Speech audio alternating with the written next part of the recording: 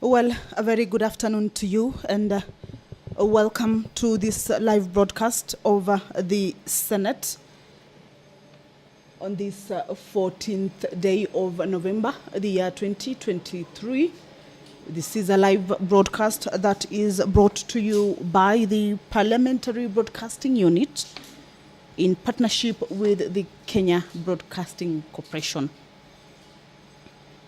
In the order of business for the members of the Senate this afternoon is that the members will begin the debate on the President's address to Parliament. This is an address that took place at a joint sitting on the 9th of November, the year 2023.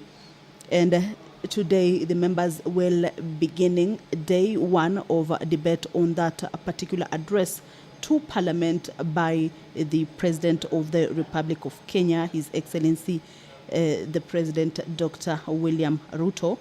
And this is pursuant to the House Standing Order number 25, Article 1. In this debate, the members will be considering the 10th State of the Nation address by His Excellency the President, delivered at a joint sitting of Parliament on Thursday, 9th of November. They will be taking a look at the 10th Annual Report 2022-2023 on the measures taken and progress achieved in the realization of national values and principles of governance. And they will also be looking at the annual report to Parliament on the state of national security, November 2023. This will be marking the first day of a debate on the President's address to Parliament that took place on the 9th of November, the year 2023. A bill by the Honorable Senator Kathuri Murungi, who is the Deputy Speaker of the Senate. This bill is on the County Public Finance Laws Amendment Bill originating from the Senate. Bill number 39 of 2023 is lined up for first reading. The County Public Finance Laws Amendment Bill by the Honorable Senator Kathuri Murungi is lined up for first reading at the Senate this afternoon. And this bill seeks to amend Section 109 of the Public Finance Management Act of the year 2012 to establish a county assembly service fund in order to have monies for the running of county assemblies being separated from the county treasury. This is a bill that will be read for the first time at the Senate, and the purpose of this bill is to establish a county assembly service fund in order to have monies for the running of county assemblies being separated from the county treasury. This bill also seeks to provide for instances where the county assemblies can be able to spend monies in emergencies. This bill also seeks to provide for instances where the county assemblies can be able to spend monies in emergencies. This is a bill that is scheduled for first reading at the Senate this afternoon, and it is a bill by the Honorable Senator Kathuri Murungi, who is also the Deputy Speaker of the Senate.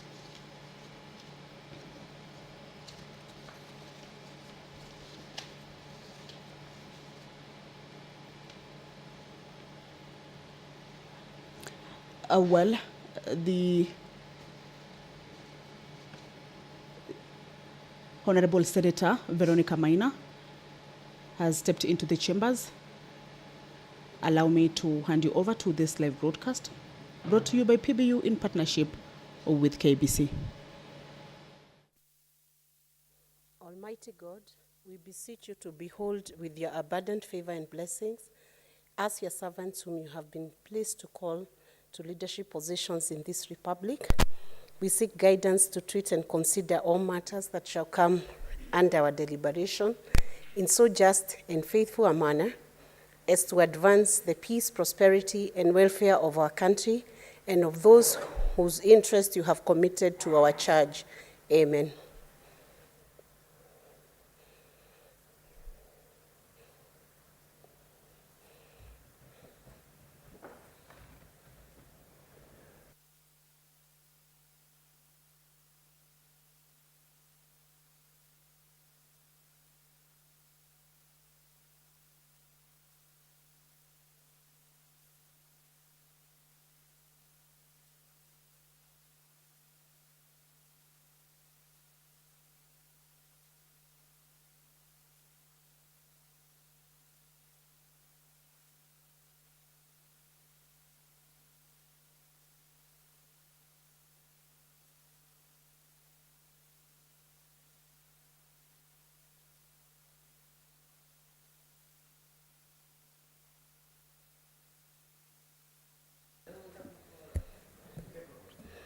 Clerk, do we have the quorum? We can ring the quorum bell. Sergeant at arms.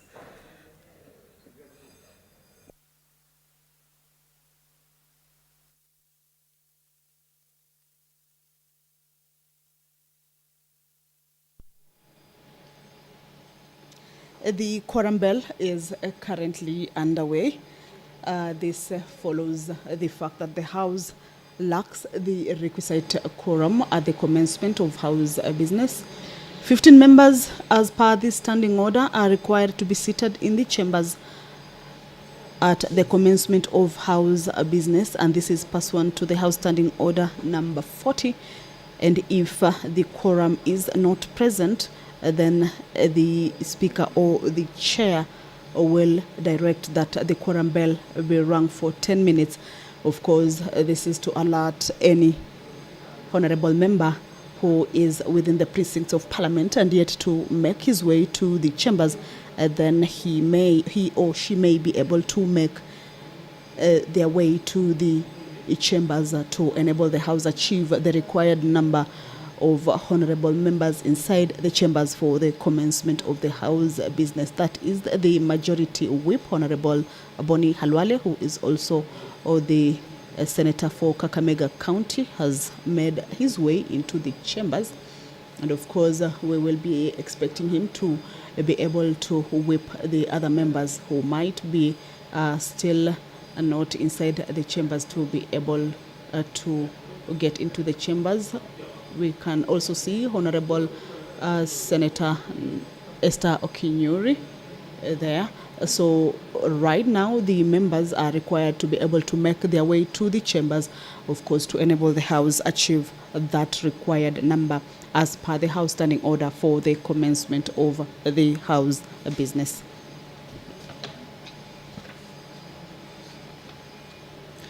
Pursuant to Standing Order number 50-1, the nominated Senator, Honorable Hamida Kibwana, will be making a statement concerning the launch of the Time Use Survey report. This is pursuant to the House Standing Order number 50-1, where members have the opportunity to seek statements or make statements to the House. So this afternoon, the Honorable nominated Senator Hamida Kibwana will be making a statement concerning the launch of the Time Use Survey report. Well, what we are witnessing is that the members are making their way into the chambers, and I believe in no time the Sergeant at Arms will be indicating to the clerk that the quorum has been achieved, and the Speaker will call the House to order for the commencement of the House business. Remember, the required number is 15. Allow me to hand you over to this live broadcast. Clerk, can you call out the first order?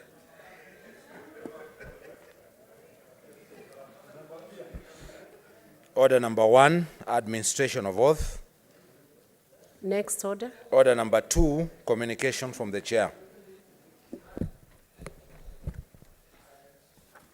Honorable Senators, we have communication from the chair on the demise of the former nominated Senator, can you resume your seats? Senator Murango and Senator Abbas. Senator Murango, resume your seat. Senator Mudigi. This communication is on the demise of former nominated Senator Honorable Godliver Nanjira Omondi. Honorable Senators, it's with deep sorrow that I notify you of the untimely demise of the former nominated Senator Honorable Godliver Omondi. She passed away in the evening of Monday, 13th November 2023, after succumbing to a short illness. Honorable Senators, the late Honorable Godliver Omondi was born on 15th December 1971 in Kakamega County. She held a degree in community development and a diploma in community development, both from Masai Mara University. In 2010, she became a county coordinator for the Walemavu na Raila movement until 2014, when she became a secretary for the ODM office, Matungu sub-branch. Until her demise, the late Honorable Omondi was serving as a nominated member of the County Assembly of Kakamega. Previously, she had been elected as a member for Holela Ward in Kakamega County in 2017, where she served as the Deputy Minority Leader in the County Assembly. Honorable Senators, Honorable Omondi also served as a nominated senator representing the persons with disabilities in the Senate from 2013 to 2017. The late honorable member will be remembered as a dedicated legislator who served in the Departmental Committee on Health, the Library and Broadcasting Committee, and the National Cohesion and Equal Opportunities Committee. On behalf of all senators and the entire staff of the Senate, and indeed on my own behalf, I wish to take this opportunity to condole with the family of Honorable Godliver Omondi, the people of Kakamega County, and all her friends in this most difficult time. The Parliament of Kenya and the nation at large has indeed lost a diligent and selfless leader who always championed for the interests of the people of Kakamega County, more so women, youths, and persons with disabilities. Honorable Senators, in honor of our departed colleague, I request that in the usual tradition, we all stand and observe a moment of silence.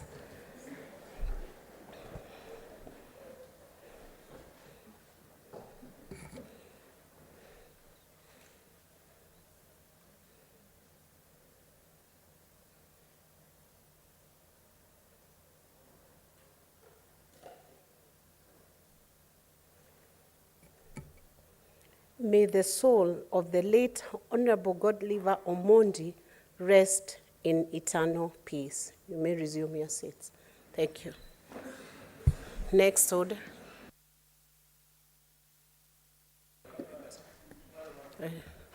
Honorable Senators, I will now allow the Senator for Kakamega, before we go to the next order, to offer his message of condolence. Thank you, Madam Speaker. Madam Speaker, in fact, it was just for that reason that you had points of order shoot up, because it is our tradition in Parliament that we allow a few minutes of people to say pole. I take this opportunity, Madam Speaker, to tell the people of Kakamega County, the people of the Wanga community, and the people of Holera village in Mumiasi in Matungu, my deepest heartfelt condolences for the loss of Mheshimiwa. I remember how Mheshimiwa came into this house. It was in keeping with her fighting spirit. She had been shortchanged in making the list for affirmative action for people living with disabilities. And I remember we started with Senator Harold Kipchumba, but she fought in court, and she won, and she joined us, and we worked here together successfully for 5 years. When I heard about her passing on yesterday, I was touched, and I want to thank the Speaker for allowing us to celebrate her life. Pole for the children, the husband, and the family. May the Lord rest her soul in eternal peace. We will also allow a few more senators, maybe 2 from each side. And I want to also allow Senator Sifuna, being the Secretary General of the ODM party, to offer his condolence. Thank you very much, Madam Speaker. Let me join the House and indeed the Senator of Kakamega to pass my condolences to the family and friends of the Honorable Godliver Omondi. As you have rightly put it, Madam Speaker, Honorable Godliver Omondi was nominated to this House by the Orange Democratic Movement Party. And Madam Speaker, it gave her the platform to demonstrate her leadership skills. Many were surprised that after the nomination to the Senate, she actually chose to go and contest a seat as an MCA in the County Assembly of Kakamega, which she won in Cholera Ward. Madam Speaker, for those who do not know, the people of Matungu constituency are all my in-laws. That is where my wife comes from. Madam Speaker, during the by-election in 2021, after the death of the then Member of Parliament for Matungu, I spent a lot of time in Matungu constituency campaigning for our candidate then. Madam Speaker, you can imagine that Godliver Omondi, being an elected Member of Parliament on ANC, decided that she was going to support the ODM candidate in that by-election, much to her detriment. In fact, it put her in very serious crosshairs with her own party, ANC. But I remember she took me to every single village within Cholera Ward, Madam Speaker, and campaigned with me and with the candidate for ODM, and the results were there for everyone to see. She then, Madam Speaker, ended up again as nominated MCA in the County Assembly of Kakamega, which she served until her untimely demise. I considered the Honorable Godliver a personal friend because I have worked with her. I have seen her passion in representation of the persons living with disabilities and in her representation of the people of Cholera Ward. So on my behalf and on behalf of the party that I serve as SG, I want to take this opportunity to send my sincere, heartfelt condolences to the people of Kakamega in general and those of Cholera Ward in particular and the larger Matungu fraternity, and also say that may the Lord rest her soul in eternal peace. I thank you, Madam Speaker. Senator Danson Mungatana. Madam Speaker, I also want to join Honorable Boni Khalwale, Senator for Kakamega, in also registering my condolences for our departed colleague. Madam Speaker, from the description, this is a member who, despite her disability, she was able to win her own seat, which again goes to prove that disability is not an inability. Madam Speaker, I also want to send my condolences to the family and the members, friends who knew her. We wish her well in her journey to the next world. Madam Speaker, may I also take this opportunity to also send my condolences to an icon of Mombasa politics, the Honorable late Mohamed Jahazi, who also left us and was buried on Sunday. Madam Speaker, for those who know Mombasa politics and those of us who grew up there, we remember this mzee as a very active politician. We also want to say pole to his family and friends, and may God rest his soul in eternal peace. I thank you, Madam Speaker. Senator Catherine Muyeka-Moma. Thank you, Madam Speaker, for this opportunity to eulogize a hero in this country. Madam Speaker, allow me to send condolences to the family of Godliver.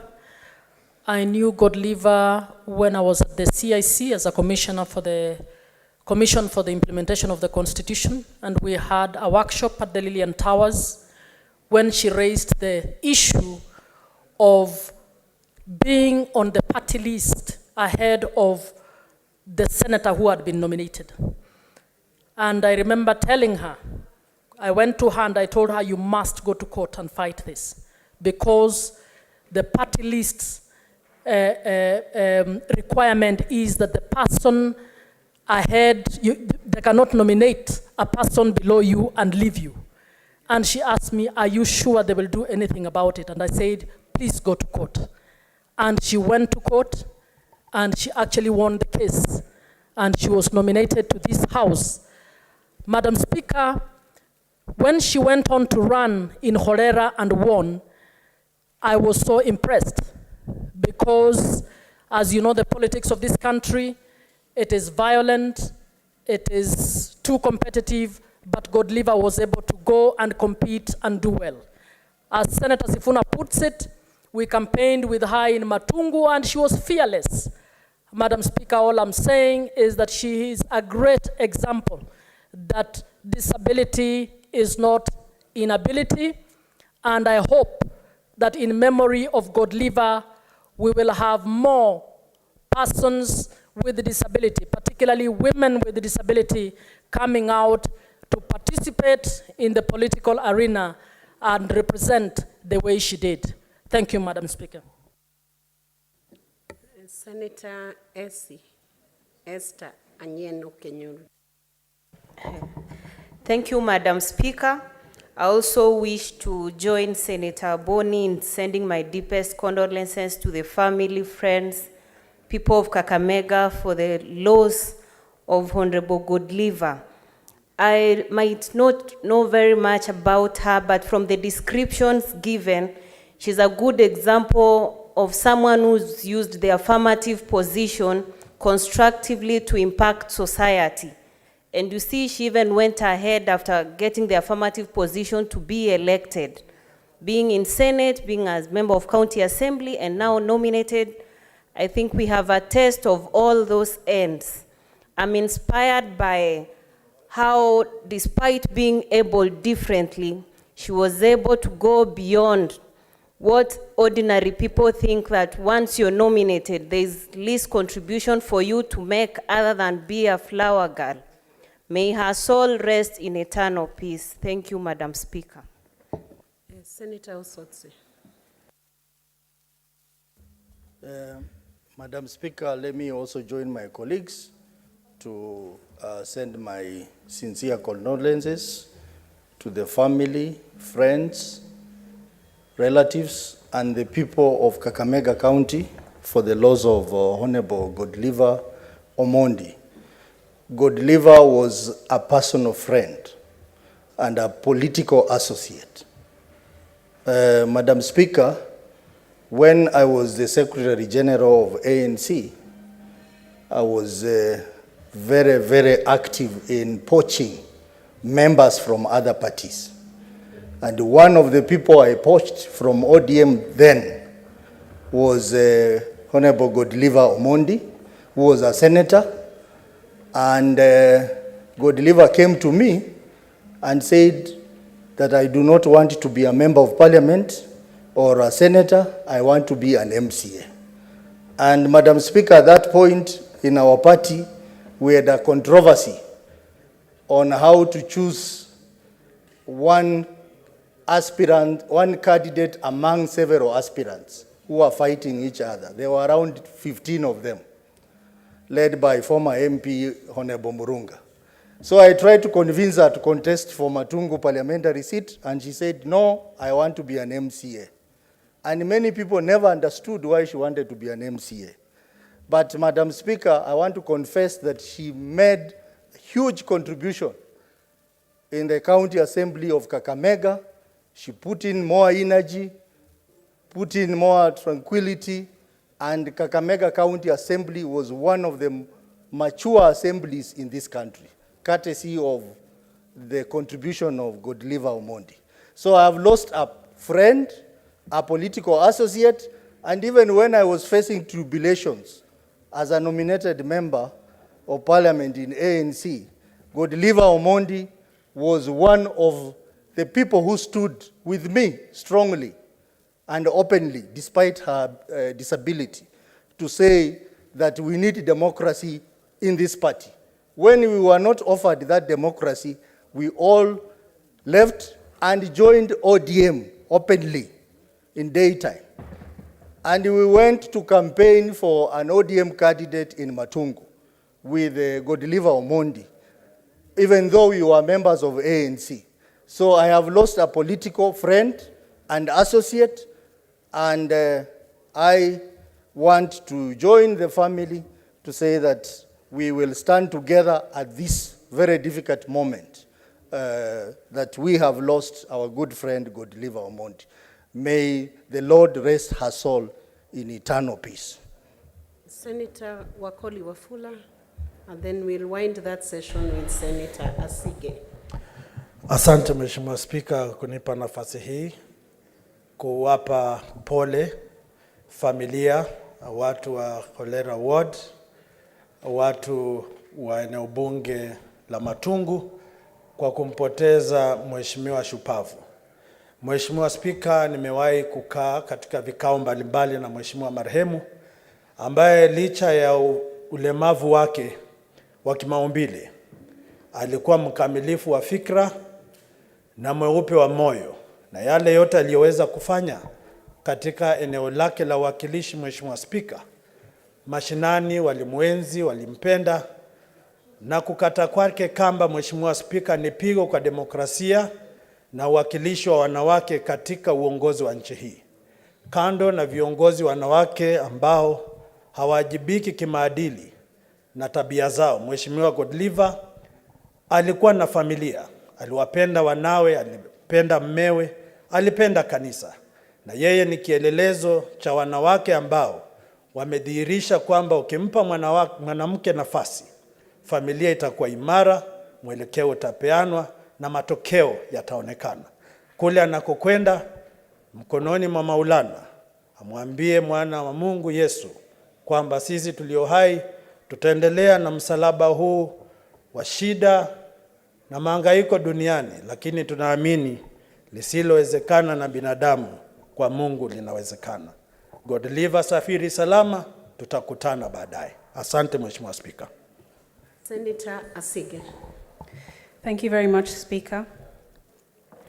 I wish to also send my condolences to the friends and family and loved ones of Honorable Godliver Omondi, disabled County Assembly member, and we have a lot in common, Madam Speaker. Of course, as the only female with a disability in this House, I followed in her footsteps, and in fact, Madam Speaker, I stood on the shoulders of giants like herself who went before me and paved a way for women like myself to be able to be given a fighting chance to represent their people in the best way possible. Madam Speaker, Honorable Omondi isn't just somebody who paved the way and helped to pioneer the space of disability inclusion in Parliament and in the political space, but she also fought hard as a woman in general. As you all know, and as everyone in this House has seen for their own, especially during last week's impeachment motion, women go through a lot in politics. And it is tenfold, dare I say, when you are a female with a disability in politics. But Honorable Omondi took on the challenge with a lot of grace, a lot of strength, and poise in all of the positions that she was able to hold until her demise recently. And I just want to appreciate her, even in her memory, though we were not able to speak all of these good things that we're saying here when she was alive. As people say, give flowers to people while they're still here. But nevertheless, Speaker, we wish to really condole with the family and the friends, and pray that she does continue to rest in peace and actually to rest in power, I would say, because she has left a lot of power in the spaces that she has traversed, in the spaces that she's been able to create more inclusion and diversity, and a space that she has been able to have people with disabilities seen, people with disabilities heard and understood just by way of her being in the position that she was in, and to fight to stay in that space until this moment, until we lost her. Madam Speaker, I also just want to reiterate how important it is to be more inclusive of especially women with disabilities in the political space. In the last election, there were about 3,000 candidates, And out of 6,000 candidates, and out of those, only 6 with people with disabilities managed to get into seats that they vied for. That is a very low number, and that needs to be improved. And I hope that the spirit that she leaves behind as a woman with a disability fighting in this space we in this House and in the National Assembly will honor her spirit and continue the work that she so diligently did for all the time that she served all of us as Kenyans. I thank you. Honorable Senators, I note there are many requests, but allow me to only allow Senator Mazzayo, as a minority leader, to give her his condolence in 1 minute. Then we close out. Asante, Speaker, kwa kunipa nafasi hii na mimi niweze kupeana ombolezi langu. Bwana Speaker, Madam Speaker, kitu cha kwanza ni kwamba nataka kutoa pole sana kwa familia ya Godliver Omondi, Senator aliyekuwa katika lile bunge letu la kwanza la Senate hapa ndani, na niliyekuwa anafanya naye kazi karibu sana kama rafiki. Senator Godliver alikuwa mtu mkakamavu sana, alikuwa mchangamfu na hali yake ya afya ilikuwa sawa kabisa, na alikuwa akichangia sana mambo ya kina mama. Kwa hiyo yeye, mimi ninavyomuelewa Godliver, hakuwekwa katika lile bunge letu la pili, lakini lile la kwanza alikuwa mkangamavu sana, na mambo ya mama alikuwa anaweza kuyaweka mbele sana, na hususan zaidi ilikuwa ya watu walemavu kama alivyokuwa yeye mwenyewe.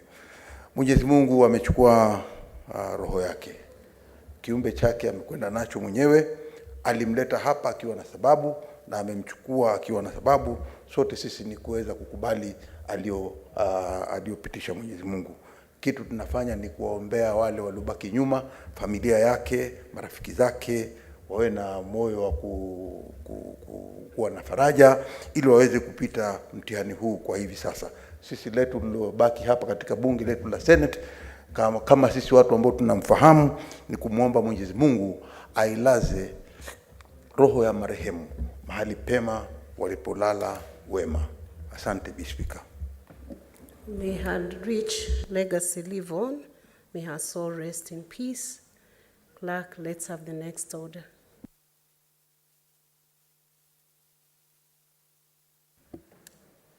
Order number 3, messages.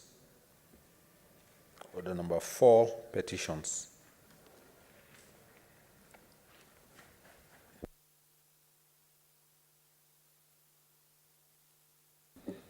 Now call upon the Chairperson, Standing Committee on Land, Environment and Natural Resources to present the report. Senator Methu, is it Senator Methu? Where is the deputy?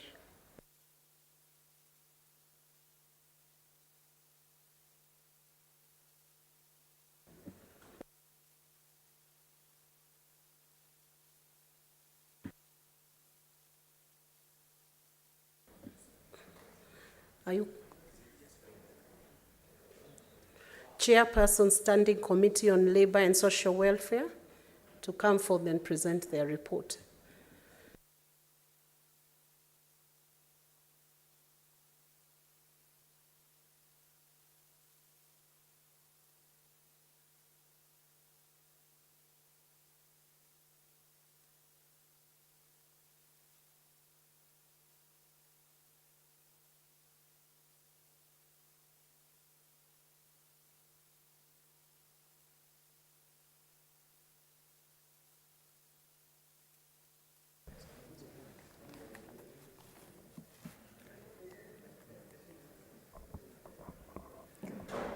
Madam Speaker, I beg to lay the following petition report on the table of the Senate today, 14th November 2023. Report on the Standing Committee on Labor and Social Welfare on petition to the Senate by Mr. Elijah Mudhungi on behalf of Supply Chain Management, assistance concerning discrimination against other health workers in the Ministry of Health. So I lay. Next order.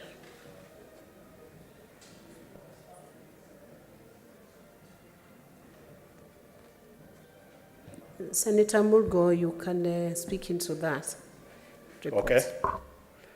Madam Speaker, the petition concerning alleged discrimination against other health workers in the Ministry of Health was tabled in Senate on 20th July 2023. 43 supply chain management assistants from Kitui County countersigned the petition on behalf of other supply chain management assistants from the 47 counties, with the lead petition being Mr. Elijah Mudhungi.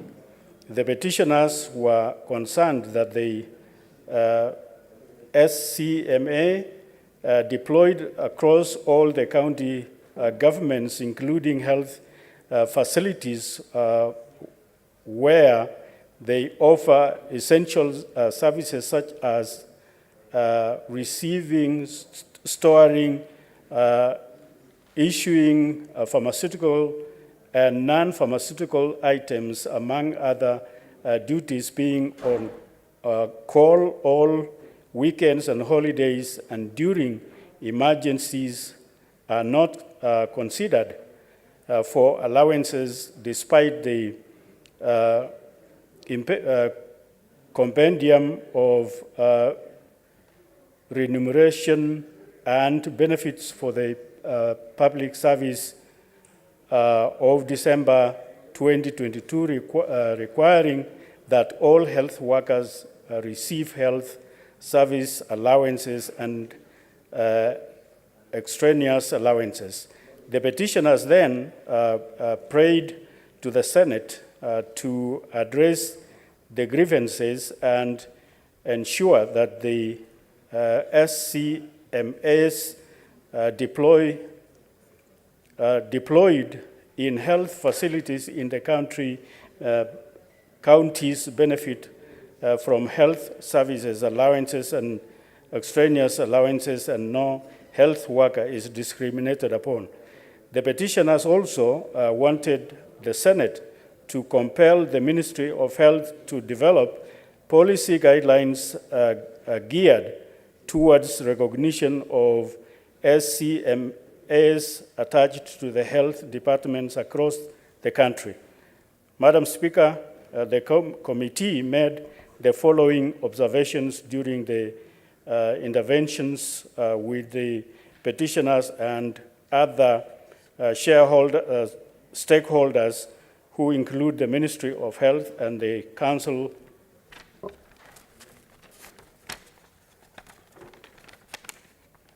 of Governors, Kenya Institute of Supplies Management, Salaries and Remuneration Commission, and the Union of Kenya Civil Servants. The petitioners use the term Ministry of Health to mean the county departments of health, since they are employees of the county governments. 2, the Kenya Health Policy 2014-2030, by extension the Health Act on Act 2017, do not classify SCMAs serving in hospital and health facilities as health care workers. Currently, they are not workers per health professions standards as prescribed in the WHO guidelines on health professionals. 3, SCMA offered essential services during COVID-19 pandemic as suppliers, practitioners, alongside other health professionals like doctors, nurses, among others, but SCMA did not receive any extraneous allowances. For supply chain management assistants do not receive allowances from the Ministry of Health or the county governments like other health workers, hospital, healthcare facilities, as they do not consider health workers, they are not considered as health workers. Unlike drivers and among attendants and other support staff, SCMAs and other offers performing administrative duties like clerks, accountants, financial officials, and human resource, and not entitled to any extensions allowances. The committee made the following recommendations in response to the petitioners and prayers. The county government may consider, according to allowances to SCMS alongside other county government employees.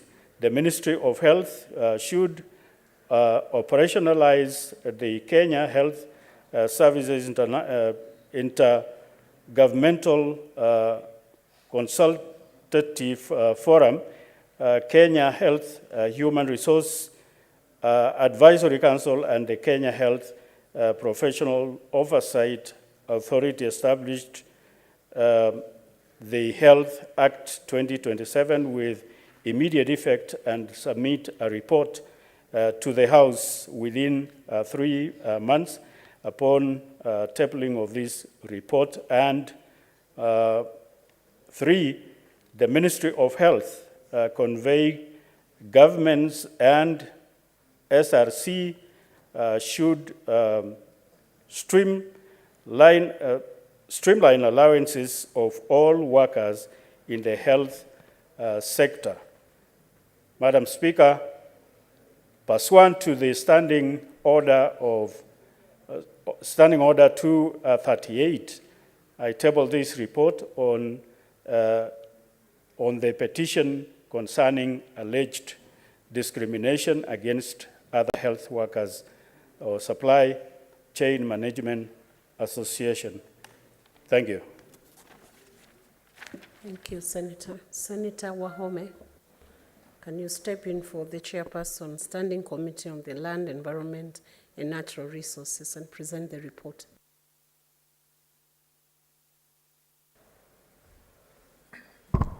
Thank you very much, Madam Speaker. Madam Speaker, I beg to lay the following petition on reports tabled the Senate today on the 14th of November 2023. The report of the Standing Committee on Land, Environment, and Natural Resources on the petition to the Senate by the residents of Shoka, Mihango, in Nairobi County regarding illegal demolition at Mihango, Jiro, Shoka. 2, the report on the Standing Committee on Land, Environment, and Natural Resources on a petition to the Senate by 3 petitioners from the Lungari East African Tanning Extract Company on behalf of the residents of Mautuma Settlement Scheme concerning the degazettement of 1577.86 hectares of Rugari Talbo Forest in Kakamega County. 3, the report on the Standing Committee on Land, Environment, and Natural Resources on a petition to the Senate by Mr. Charles Waikoa on behalf of the residents of Laikipia West constituency regarding the degazettement of the land reference of number 12493 situated west of Rumuruti Township in Laikipia. Madam Speaker, the Senate Standing Committee on Land, Environment, and Natural Resources at its sitting held on the 28th of October 2023 adopted the following 3 committee reports as follows. A report of the Standing Committee on Land, Environment, and Natural Resources on the petition concerning delayed gazettement of land L12493 located in West Rumuruti Township, Laikipia County. Madam Speaker, The members of the committee sifted through the issues raised by the petitioners and analyzed the issues to be determined from the prayers of the petitioners. Prayer 1. On the prayer to direct the Chief Conservator of Forests to degazette parcel of land LL number 12493 situated west of Rumuruti Township in Laikipia County, the committee observed that 1. The process of alteration of the forest boundary, degazettement, is described in details in Section 34 of the Forest Conservation and Management Act of 2016, which provides that a petitioner or any person may petition Parliament to institute the process that leads to degazettement. Therefore, the committee notes that there is a need for the Ministry to take responsibility and ensure that the relevant process towards ensuring a solution to the current impasse commences. 2. In accordance with Section 34 of the Forest, petition may be petitioned to the Parliament for the boundary variation of or revocation of the public forest. However, no evidence was submitted indicating that this process was initiated. Further, an environmental impact assessment report and evidence of the public participation was not submitted before the committee. The land in Nariake remains ungazetted as forest land. Therefore, the process to ensure that its gazettement should be fastened together with the gazettement of parcel number 12493, player 2. Recommend that the relevant agency of the national and county governments urgently move to put in place the infrastructure, roads, bridges, drainage works, electricity, water, schools and dispensary, administrative office, police post and other amenities in the area. And the committee urges the county government of Laikipia to provide services equally to all residents of Laikipia County as per Article 43 of the County Government of Kenya 2010. Prayer 3. Recommends that the county government of Laikipia includes the firm in preparation of the county integrated and annual development plans and in allocating budgets for the construction, grading, maintenance, infrastructure projects, and other amenities thereof.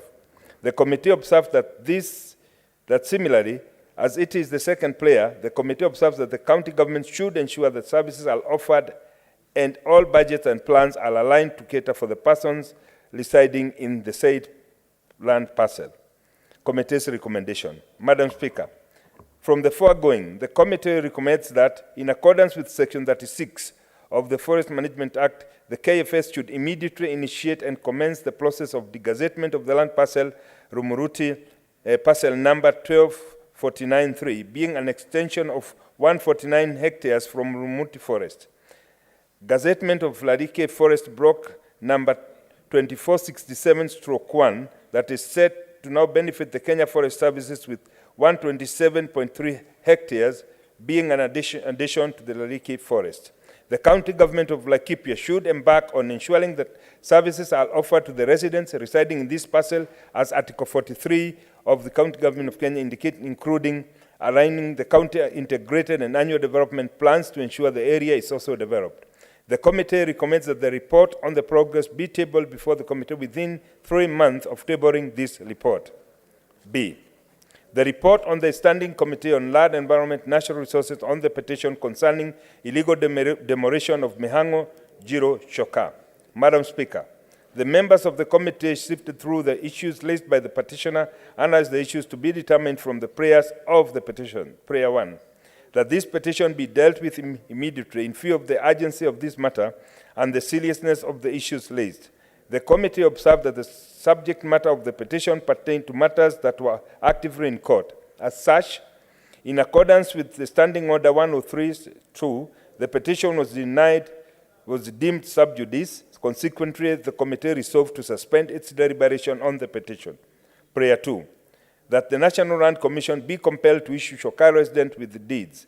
In accordance with the Supreme Court Advisory Opinion Reference Number 2 of 2014, the responsibility to issue title deeds lies with the relevant State Department responsible for its distribution of titles and not the National Land Commission. Further, there would be a need to ascertain whether these houses were constructed along the wayleaves.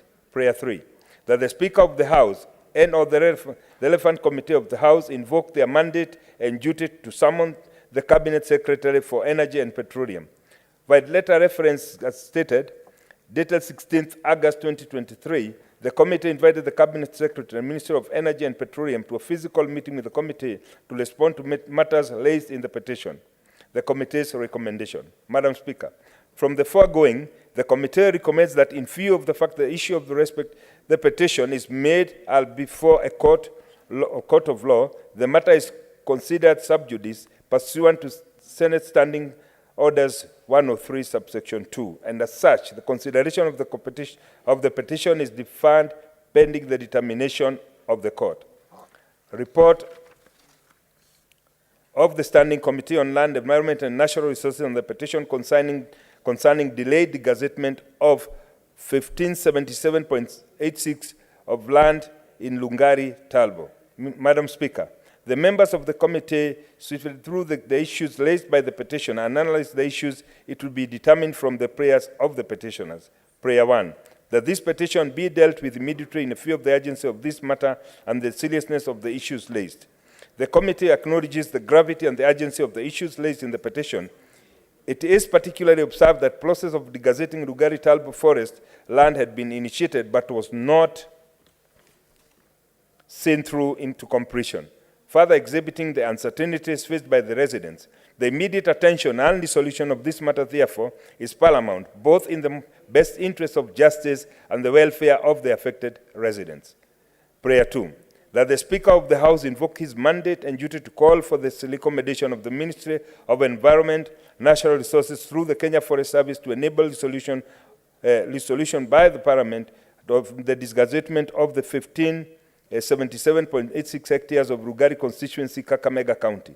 The committee recognizes the commitment to play a leading role in addressing the ongoing issues, particularly in the undertaking to facilitate the formation and activities of the multi-stakeholder team.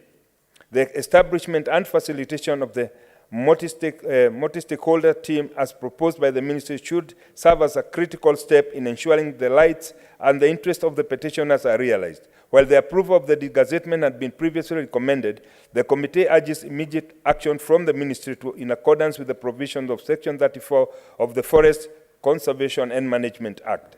Prayer 3, that the Speaker of the House and all relevant committee of the House invoke their mandate and duty to summon the Cabinet Secretary for Environment and Natural Resources to explain the reasons for the delay.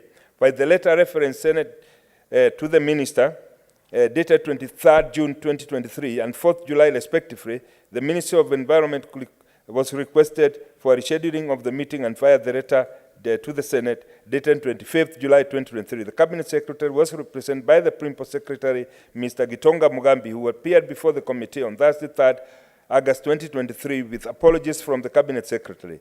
The committee admitted written responses to this particular matter. The committee acknowledges that while a certain step towards the degazettement, such as the processing of the EA report and public participation was initiated, the complete due process as required by the Act 2016 Act was not completed. These have subsequently caused delays in the issuance of titles, leaving the residents of the settlement scheme in a state of vulnerability. In light of this, the committee underscores the importance of upholding the economic and social rights of these residents as enshrined in Article 43 of the Constitution. It is the utmost importance that relevant government agencies address and rectify these gaps promptly to ensure the residents' rights are safeguarded while awaiting the resolution of the petition. Committee's recommendation. Madam Speaker, from the foregoing, the committee recommends that the proposed degazettement of 15...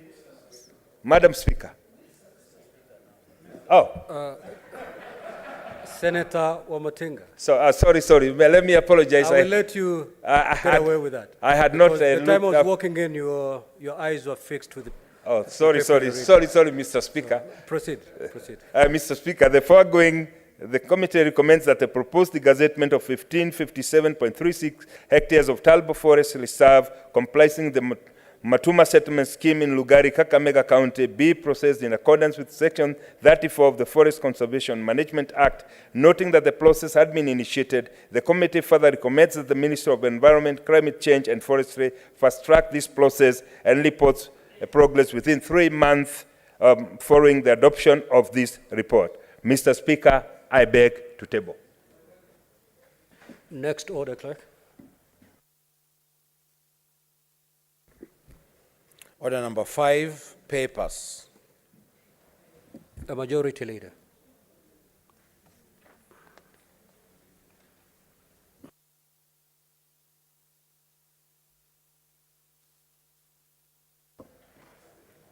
Thank you, Mr. Speaker. Mr. Speaker, sir, I beg to lay the following papers on the table of the Senate today, the 14th of November, 2023. 1, Mr. Speaker, the 10th State of the Nation address by His Excellency, the President, delivered at a joint sitting of Parliament on Thursday, 9th November 2023. 2, the 10th Annual Report 2022-2023 on the measures taken and the progress achieved in the realization of national values and principles of governance. And 3, the Annual Report to Parliament on the state of the national security, November 2023. 4, the 2023 Budget Review and Outlook paper for the financial year 2024-2025 and the attendant medium-term budget.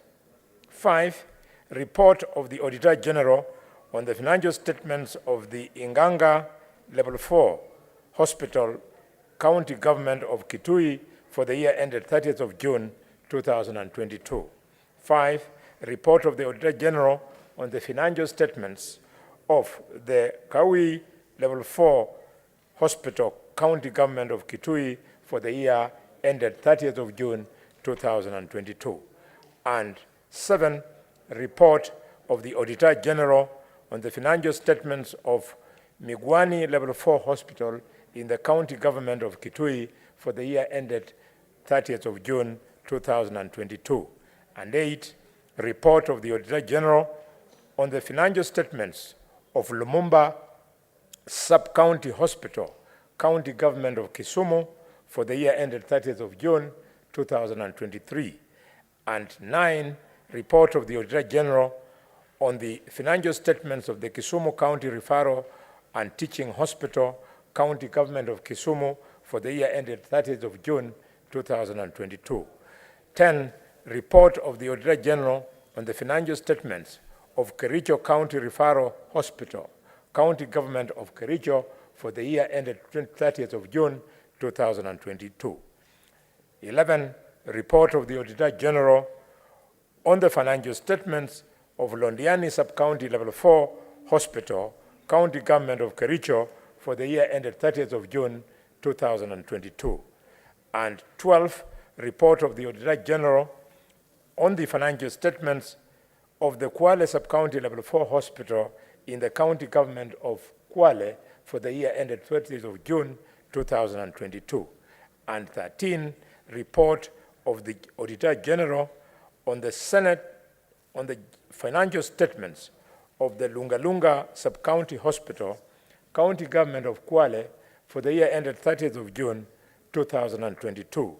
And finally, but not least, Mr. Speaker, the report of the Auditor General on the financial statements of Msambweni County Referral Hospital, County Government of Kwale for the year ended 30th of June 2022.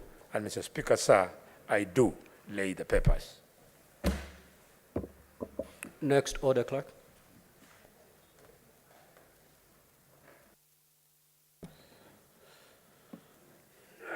Order number 6, notices of motion. The Majority Leader. Thank you, Mr. Speaker, again for the opportunity to give notice of the following motion. Being, Mr. Speaker, debate on the President's address to Parliament.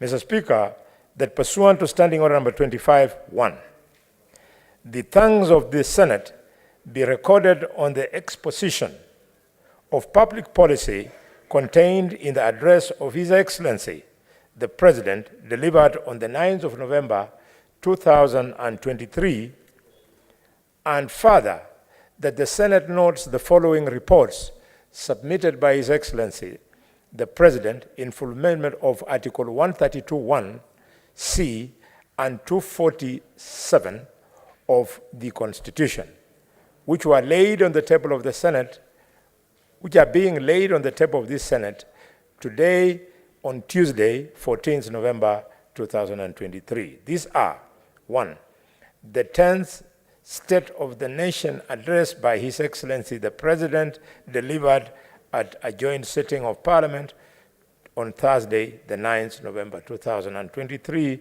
to the 10th Annual Report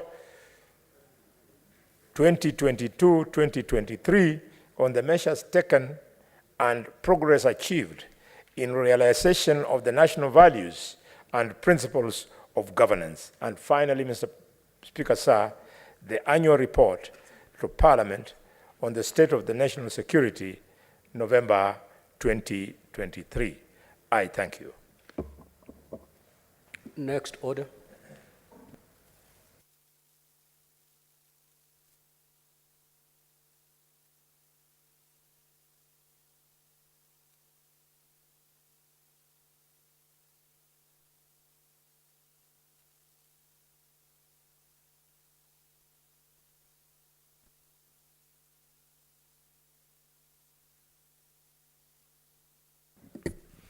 Now, statements pursuant to Standing Order 52-1. Call the order, Clerk, please.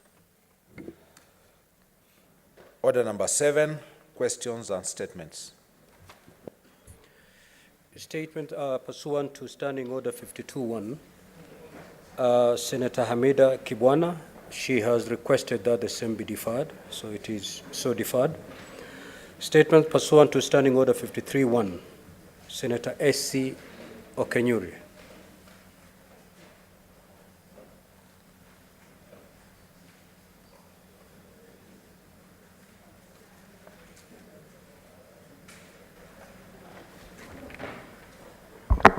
Thank you, Mr. Speaker. Request for a statement on theft and snatching of mobile phones and other electronic gadgets from unsuspecting Kenyans. Mr. Speaker, sir, I rise pursuant to Standing Order 53-1 to seek a statement from the Standing Committee on National Security, Defense and Foreign Relations regarding the theft and snatching of mobile phones and other electronic gadgets from Kenyans, with indications that these stolen items are being sold in neighboring countries.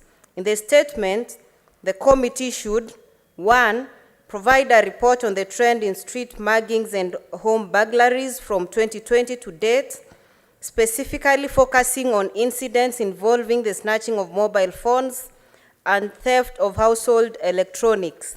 2, state reasons for the increase in number of street muggings and violent robberies involving the theft of electronic gadgets, highlighting the hotspots within the 4 cities in the country, as well as the monthly incident rates and the recovery rates of stolen items. 3, investigate and report on the economic impact of this criminal activity, identifying the primary markets for the stolen items both within our borders and internationally, detailing the networks and syndicates involved in this illicit trade. 4, state any measures in place to deter these crimes and evaluate their effectiveness, making recommendation on modern tactics and legal or policy interventions to dismantle the criminal syndicates. And finally, appraise the Senate on actions and strategies being employed by the security forces to protect Kenyans from such criminal activities and ensure the safety and security of both the citizenry and their goods. Senator Esther Anyeni, MP. Senator Faki. Asante Mheshimiwa Spika kwa kunipa fursa hii. Nimesimama kwa mujibu wa kanuni ya kudumu ya 53(1) kuomba taarifa kutoka kwa kamati ya kudumu ya fedha na bajeti kuhusu shirika la Kenya National Assurance ambalo liko katika hali ya upokeaji.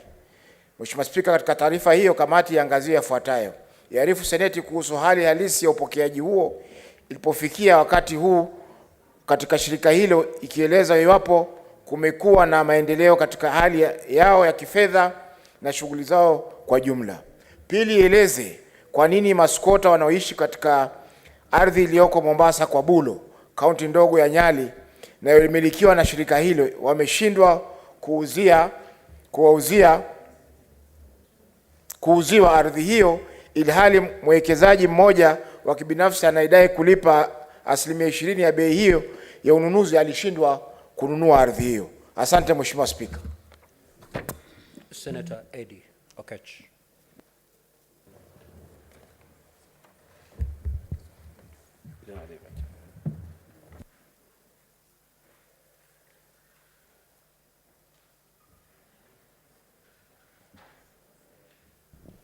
Thank you, Mr. Speaker.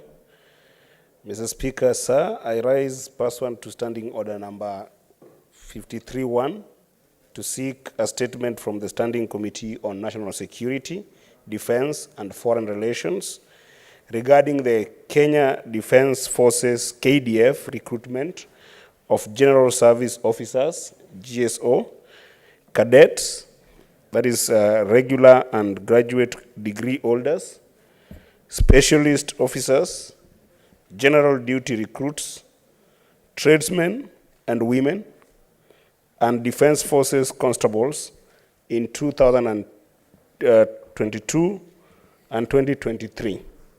In the statement, Mr. Speaker, the committee should table a comprehensive report on the recruitment exercises conducted by the KDF in 2022 and 2023, indicating the respective dates and venues. Mr. Speaker, in the statement, the committee should also explain any disparity between the vacancies open as a time of the respective recruitment exercises vis-a-vis the actual number of candidates enlisted. And Mr. Speaker, in the statement, the committee should provide per county and per ethnicity breakdowns of the candidates enlisted from the recruitment exercises. And lastly, Mr. Speaker, in the statement, the committee should outline measures put in place to ensure that the national values of inclusivity and diversity, as enshrined in the Constitution, are upheld by the KDF in the recruitment process. I thank you, Mr. Speaker. Senator Wafula. Thank you, Mr. Speaker. I rise pursuant to Standing Order 53-1 to seek a statement from the Standing Committee on Labor and Social Welfare concerning the delayed payment to over 700 enumerators / agropreneurs who are engaged in the exercise of data collection and registration of farmers in Bungoma County. In the statement, the committee should, 1, state the person's identity responsible for enumerating the agripreneur who are engaged as enumerators in the data collection and registration exercise for farmers in Bungoma County between 19th, 2023 and October 13th, 2023. Number 2, provide a breakdown of the payment rates per enumerator for services rendered, including any additional allowance they were entitled to during the period of engagement.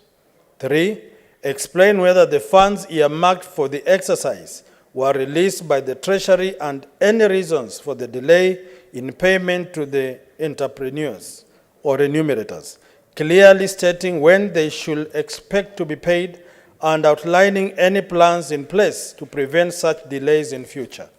Mr. Speaker, sir, I rise pursuant to Standing Order 53-1 to seek a statement from the Standing Committee on Labor and Social Welfare on policies governing appointment of persons in acting capacity in the public service sector. In the statement, the committee should, 1, elucidate the specific conditions that allow for the termination of an acting appointment before a permanent appointment is done. 2, state the duration of serving in an acting capacity and outline the circumstances that will warrant an extension of the acting appointment. 3, spell out the guidelines in place for public servants in acting roles, highlighting both acceptable practices and potential violations that may result in disciplinary actions. 4, investigate and provide a comprehensive report on the issue at the National Health Insurance Fund, where an officer who served as the acting head of the Supply Chain Department from December 2022 to June 2023 was removed from the position despite a court's conservatory order suspending the withdrawal of his appointment. And 3, recommend measures to be put in place by government institutions to prevent legal disputes between civil servants and the government concerning acting appointments. Thank you, Mr. Speaker, sir. Senator Gloria Roba. That statement is dropped. Senator Maruma.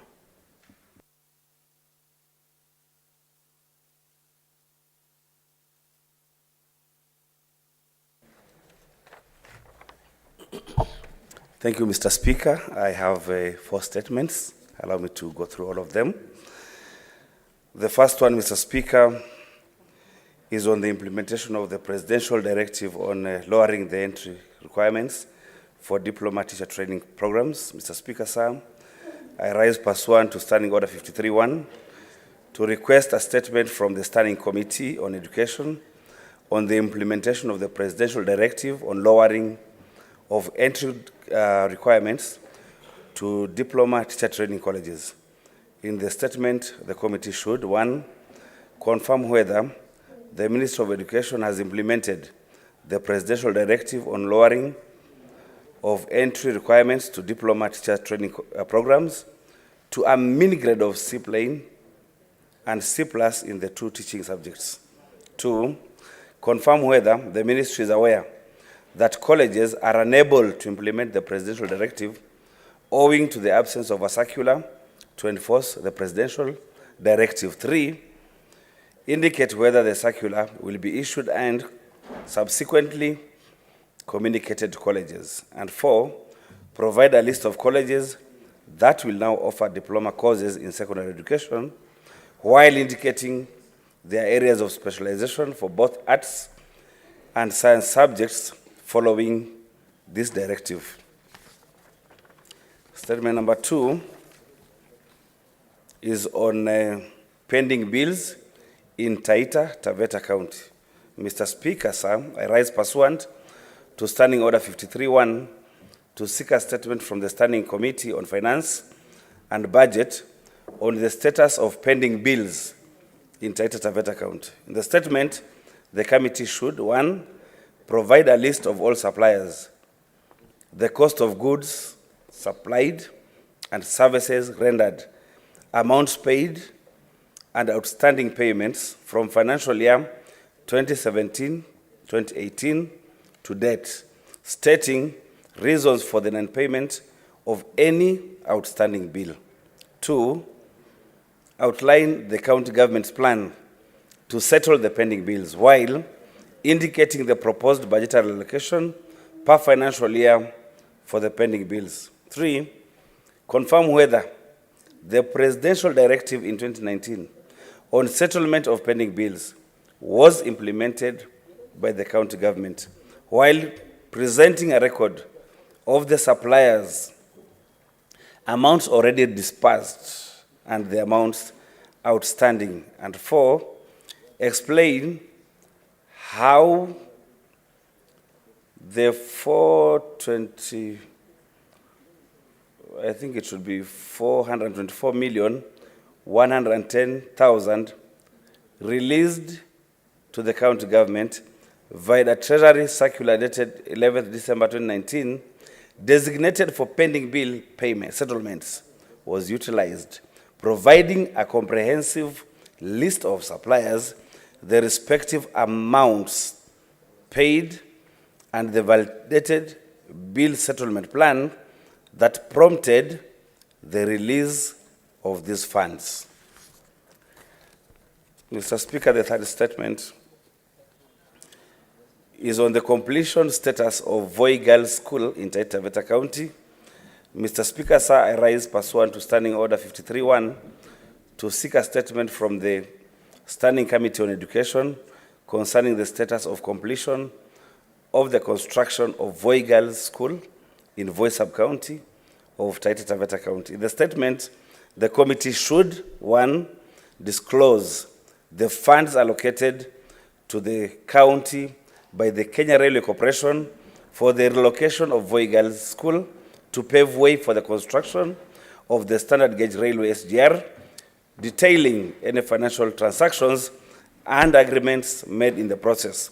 2, provide the bill of quantities for the project, clearly stating the projected costs of each aspect of the construction and any other related expenses. 3, state the project completion rate and the amount of money paid to date, including a breakdown of payments made and the respective stages of the project they covered since the project initiation. And 4, explain whether there is any pending payment, stating reasons for the delay in making such payment, and detail any outstanding construction and landscaping works along with the expected duration of time required for the project completion. The last one, Mr. Speaker, is on the disregard of the conditions of allotment of Msambweni community land to Batashu Company Limited.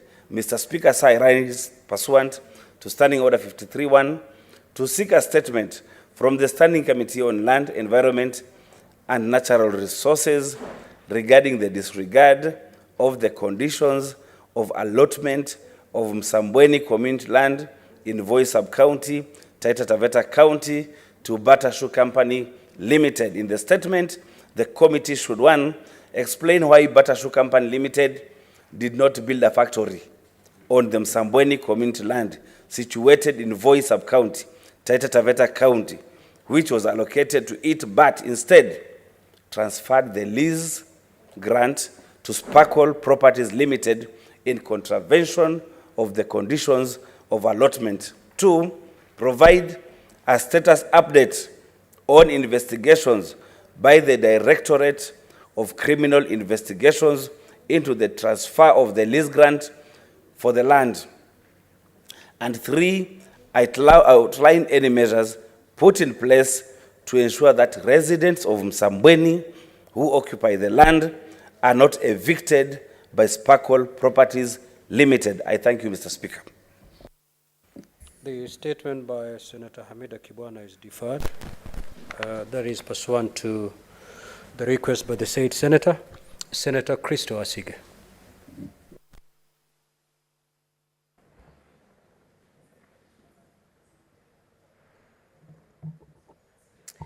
Thank you, Speaker.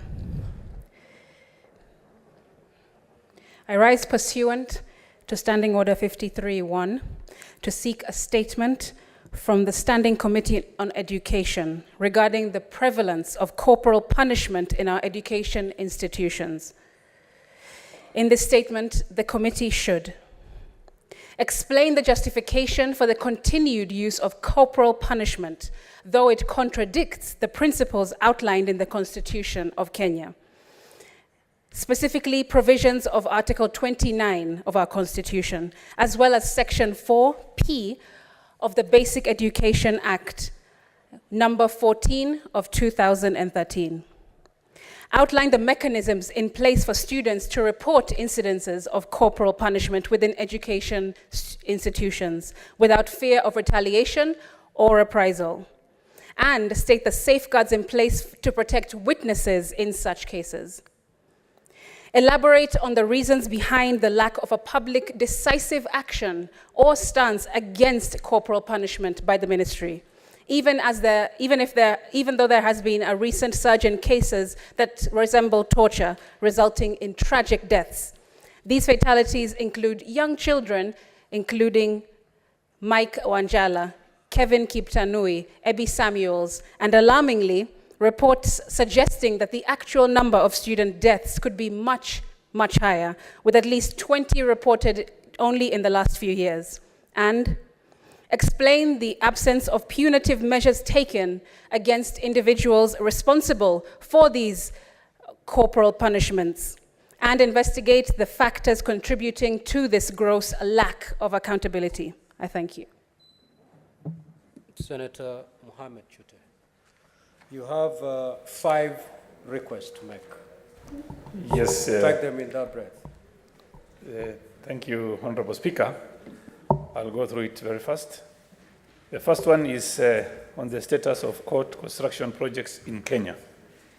Mr. Speaker, sir, I rise pursuant to Standing Order 53-1 to seek a statement from the Standing Committee on Justice, Legal Affairs, and Human Rights regarding the status of court construction projects in Kenya. In the statement, the committee should, 1, provide an update on the status of court construction projects across the country, particularly in Marsabit County, highlighting the projects that have stalled or delayed and the reason behind these delays. 2, inform the Senate of the process used in tendering for the projects, providing details of the bids received, the contractors who were awarded, and the bid amounts. 3, provide a breakdown of the budget allocation and expenditure for the projects in the last 5 years, stating any financial, administrative, or logistical challenges that may have been encountered in the execution of the projects. And finally, number 4, Mr. Speaker, explain any disparities between the contractual and actual commencement and completion dates of the project, outlining plans by the government to expedite the completion of the project to ensure efficient and timely dispensation of justice. Number 2, Mr. Speaker, I rise pursuant to Standing Order 53-1 to seek a statement from Standing Committee on Roads, Transportation and Housing on the financial status of the Kenya Railways Corporation. In the statement, the committee should, 1, provide a detailed report on the current financial status of Kenya Railways Corporation, including its revenue, expenses, and any outstanding debts or financial challenges it may be facing. Number 2, clarify whether the government has provided any financial support or bailouts to the institution in recent years, and if so, provide information on the amount, terms, and conditions of such support. Number 3, confirm if investigations or audits into the financial affairs of the institution has been conducted, stating the key findings and recommendations of such investigations. And finally, 4, provide details on the institution's revenue diversification strategies and efforts to address its financial challenges, indicating plans in place to ensure its long-term financial sustainability. 3, Mr. Speaker, sir, I rise pursuant to Standing Order 53-1 to seek a statement from the Standing Committee on Trade, Industrialization and Tourism on the financial status of Kenya International Convention Center, KICC. In the statement, the committee should, 1, provide a detailed report on the current financial status of Kenyatta International Convention Center, including its revenue, expenses, and any outstanding debts or financial challenges it may be facing. 2, clarify whether the government has provided any financial support or bailouts to the institution in recent years, and if so, provide information on the amount, terms, and conditions of such support. 3, confirm if investigations on audits into financial affairs of the institution has been conducted, stating the key findings and recommendations of such investigations. And finally, 4, provide details on institution's revenue diversification strategies and efforts to address its financial challenges, indicating plans in place to ensure its long-term financial sustainability. 4, Mr. Speaker, sir, I rise pursuant to Standing Order 53-1 to seek a statement from the Standing Committee on Trade, Industrialization and Tourism regarding the financial status of East African Portland Cement Company. In the statement, the committee should, 1, provide detailed report on the current financial status of East African Portland Cement Company, disclosing its total assets and liabilities. 2, outline the categories of assets held by EAPCC, stating their respective values. 3, specify nature of outstanding liabilities and debts of EAPCC, explaining any safeguards put in place to ensure the company can meet these obligations. And finally, explain measures put in place to ensure EAPCC's operational efficiency, to ensure it maintains a strong financial position. My final statement is, Mr. Speaker, sir, I rise pursuant to Standing Order 53-1 to seek a statement from the Standing Committee on Land, Environment and Natural Resources regarding the unauthorized occupation and encroachment of land belonging to Kenya National Trading Corporation, KNTC.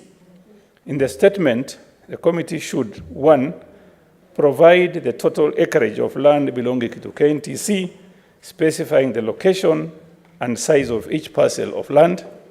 2, investigate the unauthorized occupation, encroachment, and land grabbing of KNTC land, particularly the parcel of land known as LR number 209/10343, situated in Loiter Street in Nairobi City County, disclosing the individuals or entities responsible and any legal action taken against them.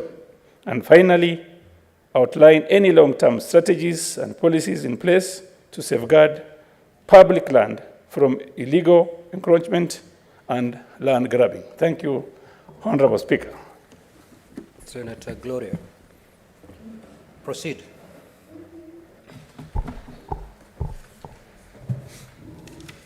Thank you, Mr. Speaker. I have 2 statements. Mr.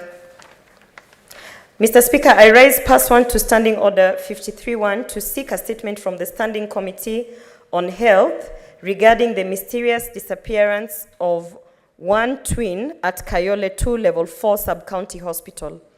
In the statement, the committee should explain the apparent discrepancy in the incident that happened on 18th October 2023 in Kayole 2 Level 4 Sub-County Hospital in Nairobi, where a mother's ultrasound report had indicated the expectations of twins, while the hospital staff reported the presence of only one child after birth. 2, outline the hospital's standard procedures and verification protocols in place for confirming the identity of newborns and ensuring accurate matching with their biological parents. 3, provide an overview of the communication protocols in place to inform parents about their number and health status of their newborns, detailing how this information is conveyed to prevent misunderstanding or misinformation. And finally, 4, state measures implemented by Kayole 2 Level 4 Sub-County Hospital to provide ongoing support and assistance to the affected family during the course of investigation, including any necessary counseling or emotional support services needed. Mr. Speaker, on my second statement, I rise pursuant to Standing Order 53-1 to seek a statement from the Standing Committee on Education regarding the decongestion of schools. In the statement, the committee should, 1, furnish the Senate with a comprehensive report detailing the composition... Senator Gloria, Huh? the second statement, has Yes. it been approved for tablet? Yes. All right, proceed. I can. Proceed. Proceed. In the statement, the committee should, 1, furnish the Senate with a comprehensive report detailing the composition of all public schools in Nairobi, with specific focus on the number of students per class in each school, the student-to-teacher ratio, the availability of desks and other amenities, and the transportation methods employed by students as they commute to school. 2, provide specific timelines within which the Ministry of Education allocates resources to schools that have high student enrollment with a view to ensuring a conducive learning environment to address factors like teacher-to-student ratios, classroom space, and the provision of adequate educational material.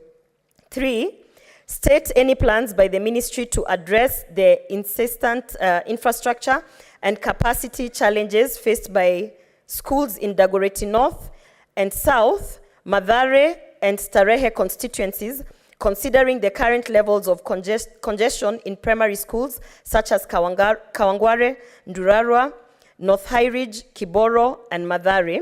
And finally, 4, outline any measures the ministry is undertaking to engage local communities, including parents and school boards, to gather insights into the challenges faced by schools and to foster collaborative solutions for the long-term improvement of the education system. Thank you. Statement pursuant to Standing Order 56-1 AA. The Chairperson, Standing Committee on Roads, Transportation and Housing.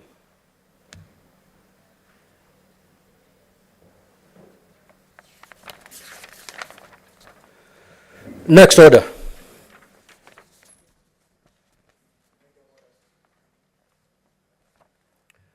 Senator Faki, you know exactly when to rise on a point of order.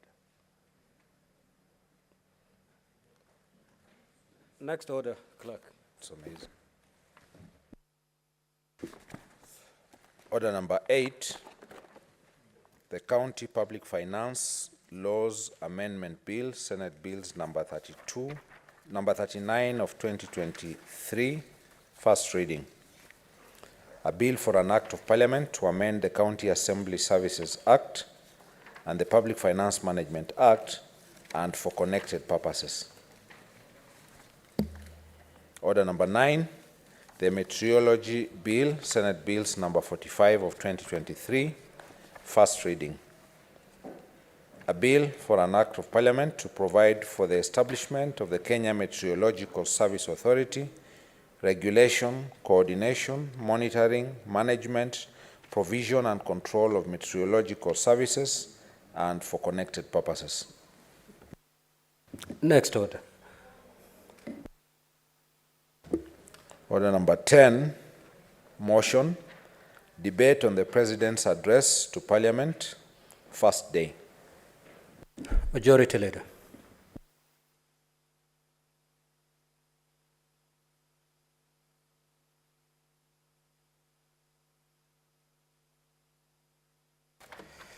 Thank you, Mr. Speaker, sir. Mr. Speaker, sir, it's an honor and privilege for me to move the 10th address of the President to the joint sitting of the two houses, in line with Article 132(1)(c) of the Constitution of Kenya. Mr. Speaker, I wish to thank members of this House and members of the National Assembly for turning out almost to full House in their numbers to listen to the President.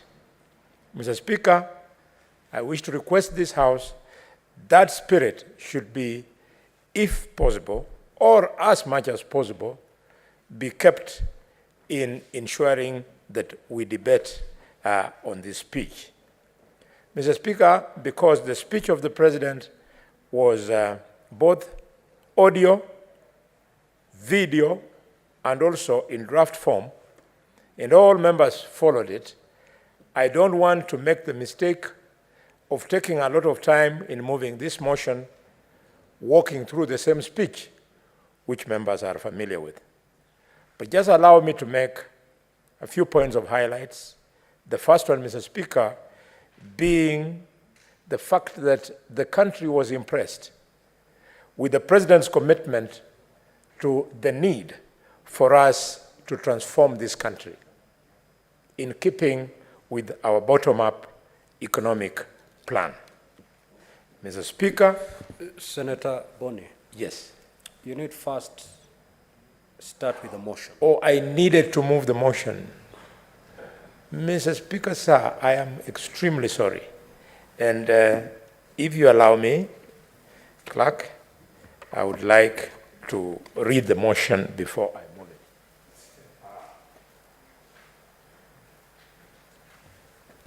Mr. Speaker, this is the danger of being assigned a job.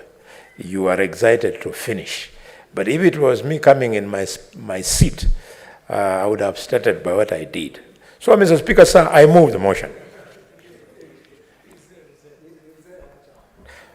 Mr. Speaker, sir, I move the motion, which is debate on the President's address to Parliament on the first day, being today. That pursuant to Standing Order number 25-1, the thanks of this Senate be recorded for the exposition of public policy contained in the address of His Excellency the President, delivered on Thursday, the 9th November 2023, and further, that the Senate notes the following report submitted by His Excellency the President in fulfillment of Articles 132(1)(c) and Article 247 of the Constitution of Kenya, laid on the table of the Senate today on Tuesday, 14th November 2023. This report, Mr. Speaker, included the 10th State of the Nation address by His Excellency the President, delivered at a joint sitting of Parliament on Thursday, 9th November. And 2, the 10th Annual Report 2022-2023 on the measures taken and progress achieved in realization of the national values and principles of governance. And 3, the Annual Report to Parliament on the state of the nation, the national security, November 2023. Mr. Speaker, with the advice of the clerk, because we want to allow as many people as possible to contribute, allow me not to be repetitive.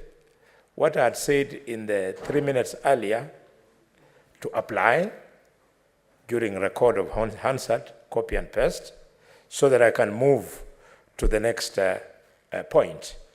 My next point, Mr. Speaker, I wanted to congratulate the President for admitting before the joint sitting of the House that in Kenya today we have an existing condition, in fact conditions of extreme difficulty.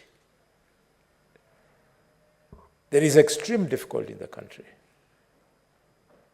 And some members of the public who mean well, they know that leadership must look for a solution. But other members of the public who want to score points want to use this opportunity of difficult circumstances that our people are going through to either make fun of leaders or confirm that they have failed. It is difficult. I've been in politics for over 20 years, and in my life, I have never been heckled in the Luhya nation. All the way from Kitale to Bungoma to Kakamega to Vihiga and to Busia and Luhya land in the diaspora. Mr. Speaker, sir. What is the point of order, Senator Sifuna? Mr. Speaker, Honorable Khalwale, the Senator of Kakamega, is misleading this House. In fact, as late as a few weeks ago, Boni Khalwale was heckled in his own village when he tried to convince people to replace the existing border motorcycles with electric ones. This is something of a matter of public record to which Mr. Khalwale, Honorable Khalwale, should not lie to this House. But Senator Sifuna, I thought the good senator is admitting that for the first time he's going through a rough patch. Mr. Speaker, I was saying that things are so difficult, my kid brother, that for a man who has never been heckled across the Luhya nation, all the way from Kitale to Kakamega, to Bungoma, to Busia, to Vihiga and the diaspora. For the first time, I was not only heckled, Mr. Speaker, but I was actually heckled at Malinya Stadium. Thank you. I was heckled at Malinya Stadium. And at Malinya Stadium, that is my home. That is my polling station. Malinya Stadium is the product of my hands. It is where, Mr. Speaker, the youth on the eve of polling usually sleep in the polling station waiting for the polling officers to come and open the station and so that they can vote for me. And Mr. Speaker, where I have always gotten 41 votes out of 3,800 votes plus as opposition votes to me. And I know the owners of those votes. They are, like I'm speaking now, I can see the vote of Ben Alusiola is one of those ODM votes, you know, small things. Mr. Speaker, I reflected hard and long on this. And then shortly after that, I saw Kenya's most popular politician today, William Ruto. There was a similar experience somewhere in the coast. And I went thinking further, and I realized, I called the president, I couldn't access him. I wanted to tell him, these people, they like us so much, it's not that they're heckling. They want us to hear it from them direct, that things are bad. So it doubles our calling that we must work hard and serve Kenyans a solution. I want to urge colleagues, members of parliament, whether you are in the opposition, we have been there. Now I'm in the government, I have been there. Let us work together, even if we are going to oppose each other at the forthcoming election. We work hard enough. Members of the opposition push us hard enough so that we can deliver. We want to make sure that we come out of this confusion that, as we all know, was occasioned by 2 years of total lockdown on the global market, including, Mr. Speaker, Chwele market in the backyard of the Senator for Nairobi, including Lubao market was locked, Kayeke was locked, Mutwapa was locked for 2 years. There was no business. So things will take a while before we recover. I was talking to an economist, Mr. Speaker, and he was telling me something. If it is wrong, Americans, please forgive me. But the economist told me, it was not the economist in the house, the center of Migori. He told me the Americans are the only ones who enjoy the monopoly of printing money. And during the COVID time, they printed dollars and were putting on the accounts of Americans so that Americans could be cushioned from the difficulties of COVID-19 at that time. And he was telling me, he could be wrong, I don't know, I'm just sharing with you a good story of two adults when they are seated in the usual place. He told me, what's happening is that the Americans now, they are mopping out those dollars from the market. And therefore, the exercise of mopping out has made it difficult for you to get dollars. Obviously, when on the market a commodity is hard to get, when on the market a commodity is in high demand, it is called the law of supply and demand. That commodity becomes expensive. That's why the Kenya shilling, we are spending more money to get the dollar. The moment we get it right, you'll have your time to debate. Senator Boni, what is the point of order, Senator Kenyo? Mr. Speaker, I like listening to the good doctor and Senator for Kakamega. But Mr. Speaker, you know, sometimes he confuses us. Right now, he talked about the usual place, Mr. Speaker. So I don't know which is the usual place. It can be a bullfighting field, Mr. Speaker. It can be a bar. For me, usual place is the church. So I didn't know what he meant. Mr. Speaker, that is frivolous. But all the same, I want to advise the young senator that when you'll come of age, you'll discover that people of adult age tend to sit in certain places in the evening so as to compare the greatness of their minds. Mr. Speaker, sir, it is because of that principle of supply and demand, the economist was telling me, that we are finding it difficult and finding the dollar very expensive. I'm hoping that he was right. Soon, the depreciation of our shilling will slow down. And I've been following it. I follow it every day. It used to appreciate from the time we took over government. It was appreciating sometimes by 20 shillings, sometimes by 5 shillings, like that. But now it has gone down. In the last 3 weeks, Mr. Speaker, it has been depreciating by cents. Today it was at 0.6. Before we went for weekend, it was at 0.5.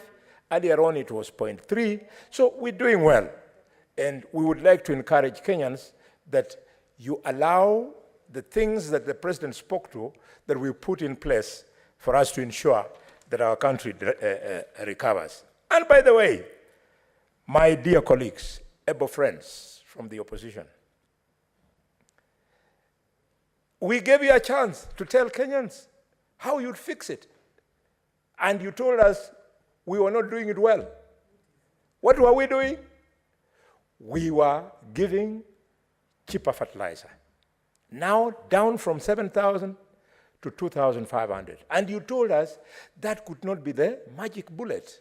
We said, be it. So you called big rallies, and I want to thank you for standing down your rallies. And your idea of lowering the food prices was putting cooking pots and sufurias on your heads. That kind of science, as a scientific mind, I can only relate it to mental illness. How on earth? It is not possible. If that is how we are going to teach our children at home, then we might as well outlaw education in this country. Mr. Speaker, the president, therefore, deserves our kudos for his commitment to our citizens. That was not only limited to that, but he also spoke to his commitment to the citizens' freedoms. His commitment, Mr. Speaker, to fundamental rights, and his commitment, Mr. Speaker, to democracy. Nothing is more important. Those of us who exercise fierce independence of mind, we do it because that has been our life, and we have decided that is our life. Young senator from Migori, at the age of 22, at the University of Nairobi, before I was discontinued, we poured into the streets of Nairobi because Haminwa had been detained. We poured into the streets of Nairobi at that time, Mr. Speaker, because Jaramogi Oginga Odinga had been put under house arrest somewhere in Bondo or his Kisumu house. The youth leader is here, Senator Siaya will confirm. We poured into the streets. We poured in the streets, Mr. Speaker, because George Kidhi, the editor general of the Standard newspaper, had been detained at the age of 22. And for that reason, Mr. Speaker, I and others, we were discontinued from the University of Nairobi. So, because we believed in those things then, I don't see how I can lose sight of the fact that people paid, including Kenneth Matiba, including Martin Shikuku, including John Maria Serone, who were detained because of defending the freedom of speech. Nobody should ever deny a politician or any other Kenyan the freedom to speak. I therefore want to use this platform this afternoon, Mr. Speaker, to condemn the violence that was visited on the Orange Democratic Movement Member of Parliament of Mumias East constituency by the governor of Kakamega because he was not comfortable with the speech of that MP. The MP belongs to DAP. That's what you wanted to correct me. And the governor with bad manners belongs to ODM. Mr. Speaker, we must condemn this. People must speak. How can you stop people from speaking? Mr. Speaker, the issue of freedom of speech is so fundamental that I have been arraigned in court in this country because of, you'll debate, relax. What is the point of order, Senator Eddy? Mr. Speaker, I'm on a point of order on relevance. Mr. Speaker, the majority whip has been invited to this House on this floor to move a motion on the State of National Address by His Excellency William Ruto, the President and Commander-in-Chief of the Kenyan Defense Forces. Mr. Speaker, is Senator Boni in order to use this precious time of this wonderful House to discuss village politics and bullfighting? You know, Mr. Speaker, you know, it's very disappointing because focus on what the president said. If you cannot understand what the president said or you don't have the confidence in defending it, then just sit down. The members of the House will help you because you're even confusing the entire nation. Senator Eddy, what is your point of order? You're not supposed to give a speech. Yeah, but Mr. Speaker, I wanted to find Senator Boni out of order to bring irrelevant issues and village politics in presidential speech. Let him move this speech and let him defend it as the majority whip. Thank you, Mr. Speaker.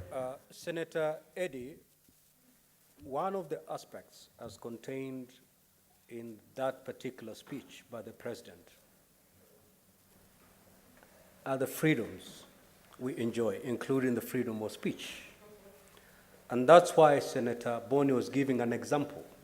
He's quite in order to do that. Proceed.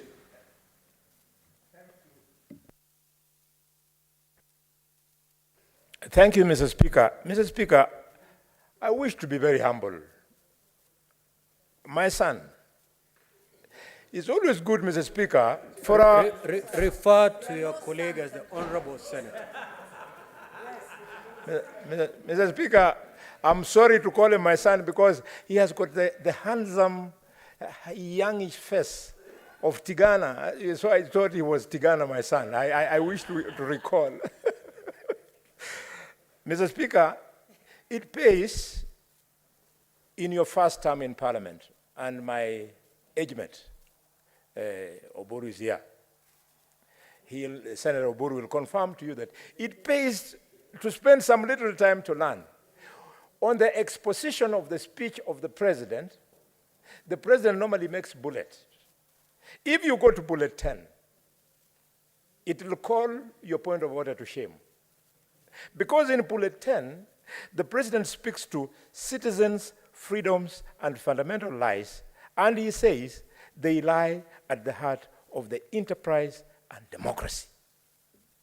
So if we don't allow it, so that the children at the University of Nairobi, who will be soon taking over from us here as our senators, so that the MCAs who will graduate to come to this house can know how you debate this kind of motion. You don't debate it in the same manner that we debate the others. Mr. Speaker, the president said, and I want to laud him, that immediately he went into office, he quickly did certain things that were touching the will of running the nation. And Senator Sifuna is here, Catherine Muma is seated there, and our clerk Jeremiah is there, and the speaker is seated there, and on my left, I can see Cherargei is there, and Mungatana, eminent lawyers of the Republic of Kenya. They know the meaning of giving the judiciary a budget. The president actually gave the judiciary 3 billion shillings immediate. And as if it was not enough, he instantly appointed 6 judges, including my own cousin, Justice Egri Mujerure. Mr. Speaker, Mr. Speaker, these members are now confusing me. Mr. Speaker, this is the way to govern a nation. And these big things that he's doing, you cannot see the evidence today. It's going to take a bit of time when now you unlock the logjam of cases that are not being dealt with in the judiciary, because now judiciary will be having its own budget, judiciary will be having enough judges in the Court of Appeal and so on. This is the way we go so as Kenyans can access justice. Mr. Speaker, it is important that we laud the President for speaking to the attempt to reverse the cost of high living. I will not go into details. He talked about fertilizer cost. He talked about housing. And in housing, we all know how it is going to help in making sure that the cost of living goes down. Mr. Speaker, I'm a farmer. I do sugarcane farming, and I do dairy farming, and I do maize farming. For a long time, I have been doing 18 bags of maize per acre. But because fertilizer was cheaper, I was encouraged. I used to avoid buying because I was making a net loss. But because it was only 2,500, Mr. Speaker, I was encouraged, and I'm glad that for the first time, I harvested, Senator of Siaya, 27 bags per acre. A huge difference. I can imagine if I was having a big farm, I would have actually taken my children, I would have paid the school fees at the university for my sons and daughters who are there, out of that. This is what we want to do for our economy. Speaking on the same maize, you go to Kitale, you go to Bungoma, you go to Lugari, you go to Trans Nzoia, you go to Washinigishu, it is a bittersweet. It is bittersweet. You know what has happened? Because we have produced more, again, the law of supply and demand has set in. So a bag of maize, 90 kilograms, which we were buying for 8,000 shillings, now the farmer had planted and had harvested thinking that he would make 8,000, 7,000, 6,000. It has dropped down to 3,600. So it is bittersweet. You, the guys who we feed, we are from the food basket. You are happy, you are getting cheap food. But us, we are not making money. So the principle of guaranteed minimum returns, we want to urge the President and his ministers and his cabinet to ensure that for every crop in this country, be it the maize farmer, the sugarcane farmer, coffee, what have you, a farmer must have a guaranteed minimum return that ensures that for every crop, they make a profit. Mr. Speaker, the President spoke on the issue of finance. And elaborately, he told us about the efforts he has taken to stabilize the situation. But the telling point, out of the 10 or so points he raised on matters of finance, there was only one point that touched me. He said that the infamous Eurobond that was borrowed by the handshake government and which has brought us a lot of problems. I can see Sifuna is starting to look like he has swallowed a live bee. It's a pity. You were not here at that time. Senator Boni. Thank you, Mr. Speaker. Unwarranted. Please, Senator Boni, proceed to withdraw that particular statement. Mr. Speaker, I wish to withdraw my remark that Senator Sifuna is looking like he has swallowed a live bee. It is not true. You know when you have a live bee in the stomach, Mr. Speaker, you cannot look happy in the face. I withdraw and apologize to Senator Sifuna. But Senator Sifuna is my joking friend, so we always joke together. Senator Boni, if you're done, kindly take No, a seat. no, Mr. Speaker, let me complete the President's speech. I would be failing on my duties if I did not say that because What is your point of order, Senator Funakuru?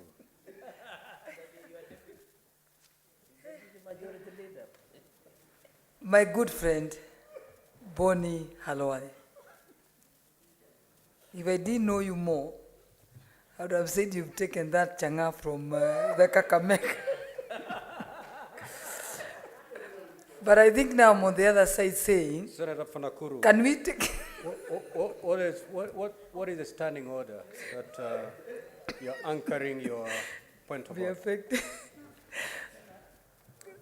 So can you take this matter very seriously, very, very seriously, because I think what we are talking about is very, very serious. That's what I can only say for now. Order, Senator Sifuna.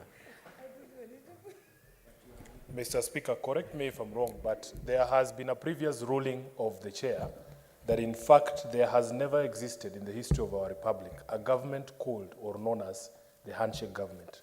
In fact, we had a government formed by a party called Jubilee, in which the president was Uhuru Kenyatta and the deputy of the republic, or the deputy president of the republic was William Ruto. The Hansard will bear me witness, Mr. Speaker, that we have had this previous engagement, and the chair has directed that, in fact, there is no entity in the history of this country called the handshake government, and I would object strongly to those references to such government by Senator Halwale in his submissions. Senator Boni, you know, the previous government was formed by a political party called Jubilee, which did 2 terms. I do understand that in the second term, the Jubilee government had a handshake with the party leader of ODM, but that does not qualify that particular government to be called a handshake government. The responsibility of whatever happened lied squarely with the Jubilee government.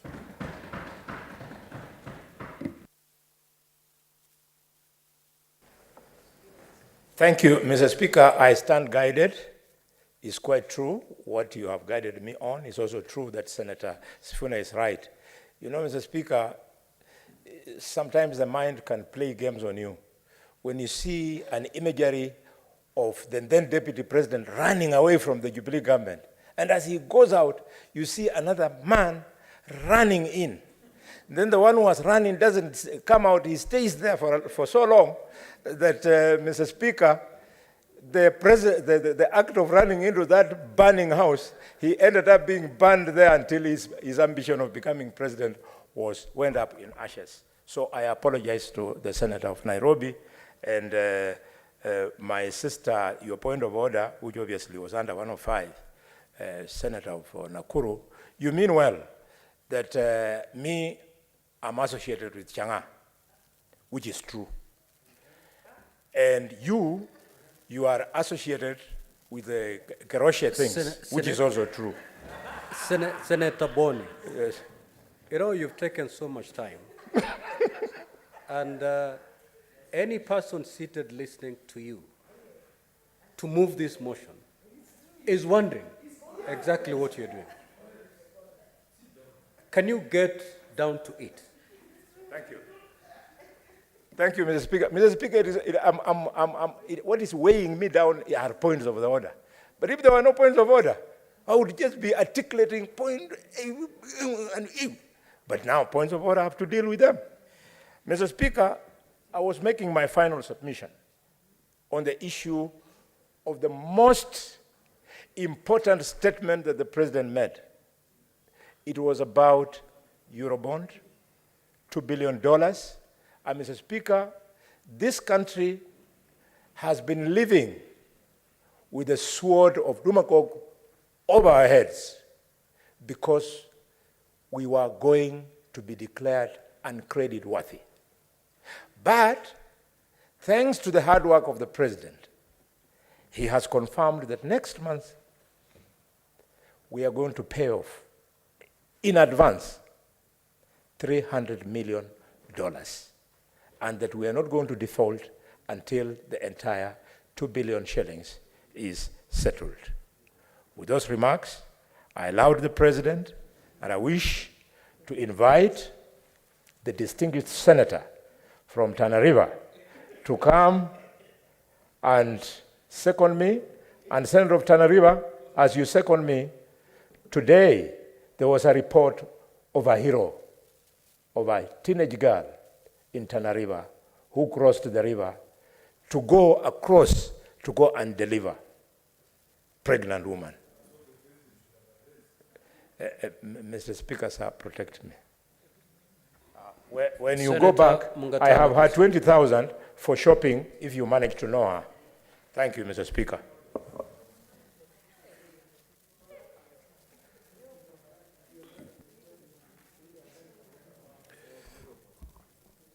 Bwana Spika,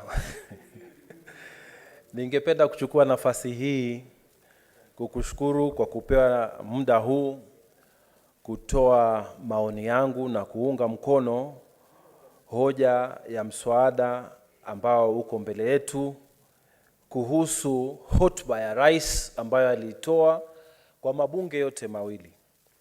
Bwana Spika, mimi ningependa kusema mambo machache katika kuunga mkono hoja hii.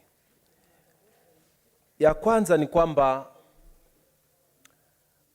rais aliongea kuhusu hali ngumu ya maisha ya wananchi hapa Kenya. Na alisema kwamba gharama ya maisha imepanda, lakini yako na mpango. Na mpangilio alioelezea pale kwa wananchi ni kwamba hali ngumu ya maisha kwa serikali kung'ang'ana nayo ni kupunguza gharama ya chakula. Na kama alivyoendelea kusema mheshimiwa mwenzangu aliyetoka hapa Khalwale, ni kwamba serikali ilipunguza gharama ya pembejeo kutoka 7,000 kwa kilo mpaka ikafika 2,200 kwa begi moja ya pembejeo. Bwana Spika, wananchi wanajua na wale wanaonisikiza ya kwamba chakula tukikikuza kwa wingi ndio tutapata nafasi ya kupunguza ile bei. Na ukweli ni kwamba Mwenyezi Mungu alikuwa pamoja na sisi wakati bei ya pembejeo iliposhuka, mvua zilikuja, na zilipokuja chakula kimepatikana kwa wingi. Na hata sasa wale ambao wanajua mambo ya ukulima, wakati wa mvua hii ndefu kidogo, watu pia bado wanapanda na tunategemea kuvuna tena chakula kingi. Kwa hivyo tunashukuru rais kwa mipangilio yake ya kusaidia mkulima wa kawaida ili chakula kiwe kingi na bei ishuke chini. Bwana Spika, sisi kule kwetu Tana River hatusemi tu kwa yale ambayo yameahidiwa, tunasema kwa yale ambayo tumeyaona. Bwana Spika, rais katika kampeni zake wakati alikuwa anatafuta kiti, tulipokuwa tunatembea kule, alisema mimi nikiingia nitahakikisha zile project zenu kubwa kubwa ambazo zinahusika na uzalishaji wa chakula nitazifufua na hizo zitatusaidia kama Kenya. Na alisema tunataka hili bara la Tana River tuligeuze liwe mahali pa kutoa chakula pa kutegemewa zaidi hapa Kenya. Na Bwana Spika, sisi kule kwetu hatusemi kwamba ni ahadi, tumeziona, kwa sababu katika ile Tana Athi River Development Authority na ile project ya TDIP, Tana Delta Irrigation Project, ambayo tuko nayo, Rais amekamilisha ahadi yake na alianza kwa kupatiana milioni 450 na tukaanza kitu kizungu wanaita pilot project. Na hiyo pilot project, Bwana Spika, ekari 500 zimepandwa mchele. Na huo mchele sahihi, Bwana Spika, ukipita pale sehemu za Gamba, Sera, ukiwa unaenda hewani hiyo barabara, unaona mchele mahali ambapo ilikuwa ni bara, hakuna kitu. Unaona wananchi wanalima, wanashughulika. Hizo ekari 500 peke yake, Bwana Spika, zimeanza kutembeza pesa sehemu hiyo kwa wingi. Wananchi wanashukuru, Bwana Spika. Na sisi tumeyaona, sio ahadi, sisi tumeyaona. Tena Bwana Spika, kupitia kwa waziri wake na katibu wa kudumu, project hiyo wanakuja mara kwa mara kuiangalia ili wananchi waone kwamba serikali imejitolea. Na Bwana Spika, sababu ya kufufua ukuzaji wa mchele ni kwamba Kenya kwa sasa inatumia bilioni 540 kuleta chakula hapa Kenya. Na ukweli ni kwamba pesa kubwa ambayo inatumika hapo ni kuleta, kizungu wanaita mafuta ya kupikia ama edible oil. Alafu inafuatizia na mchele. Wakenya huwa tunalipa bilioni 60 kuleta mchele kutoka Pakistan na nchi zingine, kwa sababu hatutoi mchele wa kutosha. Sasa katika ile mipangilio, upande wetu, kaunti yetu ama jimbo letu gatuzi la Tana River, katika mipangilio ya rais ni kwamba sisi tutasaidia kupunguza ile bill ya bilioni 60 za Kenya ambazo tunazitumia kununua mchele kutoka Pakistan. Mchele huu ukuzwe katika jimbo gatuzi letu la Tana River. Na katika mipangilio hiyo, Bwana Spika, Rais alienda tena kuweka pesa katika Bura Irrigation Scheme ambayo iko hapo kwetu. Na Bwana Spika, Bura Irrigation Scheme kwa sasa iko na ekari 5,000 ambazo zinalimwa kwa chakula. Lakini Bwana Spika, tuko na shida ya kwamba maji hayatoshi. Na ni kwa sababu gani? Ni kwa sababu ile scheme wanatumia diesel, mafuta ya diesel kupiga maji yaingie mashambani. Na bill ya hiyo maji peke yake, Bwana Spika, inakuja milioni 10 kwa kila mwezi. Na Bwana Spika, ukiangalia hesabu hiyo ni milioni 120 kwa kila mwaka kuhakikisha kwamba maji yanatembea. Rais wetu aliahidi wakati wa kampeni kwamba ule mradi wa kutumia gravity, ya kwamba maji yatakuwa yakiteremka kwa nguvu za kawaida, ataufufua. Na alikuja mpaka Bura, Bwana Spika, sehemu ya Nanigi, na akafungua yale maji, Bwana Spika. Na yale maji sasa yanashuka bila kutumia nguvu za diesel. Na ekari ambazo zimetengenezwa sasa, tunataka kutoka 5,000 zifike 15,000. Na target yetu ni kwamba zitafika 25,000 za mchele. Na kule chini, kule kwa Tarda, tunataka kufikisha 30,000 za ekari za mchele. Target ni kwamba Tana River County, ile bill ambayo tunatumia kama Kenya kuleta mchele kutoka nje, shilingi bilioni 60 itapunguzwa, na Tana River itakuwa eneo la kutegemea la kutoa mchele katika Kenya hii yetu. Na tayari Bwana Spika, tunaona mabadiliko. Vijana wameanza kwenda. Tumeona pia watu wengine kutoka sehemu zingine ambao wanajua faida ya ukulima wa mchele wameanza kuingia katika jimbo letu gatuzi, na tunawakaribisha wote, kwa sababu kuna nafasi karibu 30,000 za kazi ambazo zinatokea na zinaendelea kukuzika katika sehemu yetu. Kwa hivyo sisi tuliposikia rais akiwa anaongea mipango hii ya kupunguza hali ya maisha na bei ya chakula, sisi tunajua ya kwamba ni kweli. Na Bwana Spika, mimi sisemi theory. Watu wetu wanajua ya kwamba wakati lile tingatinga la TARDA linapita, wanavuna alafu wanawacha chakula. Wanasema wananchi ambao wanaweza waende kuchukua, manake wanachukua ile raundi ya kwanza na raundi ya pili, lakini bado kuna chakula kinabaki. Watu wanaenda wanaweka magunia mengi ya mchele. Na Bwana Spika, wakati ule ile skimu ilikuwa inafanya kazi miaka iliyopita, kulikuwa hakuna njaa kule. Sasa Bwana Spika, tunatarajia maisha hayo kurudi, kwamba kutakuwa chakula cha kutosha. Kwa hivyo sisi tukiwa tunaongea, hatuongei maneno peke yake, tunaongea ukweli ambao tumeuona katika jimbo letu gatuzi la Tana River.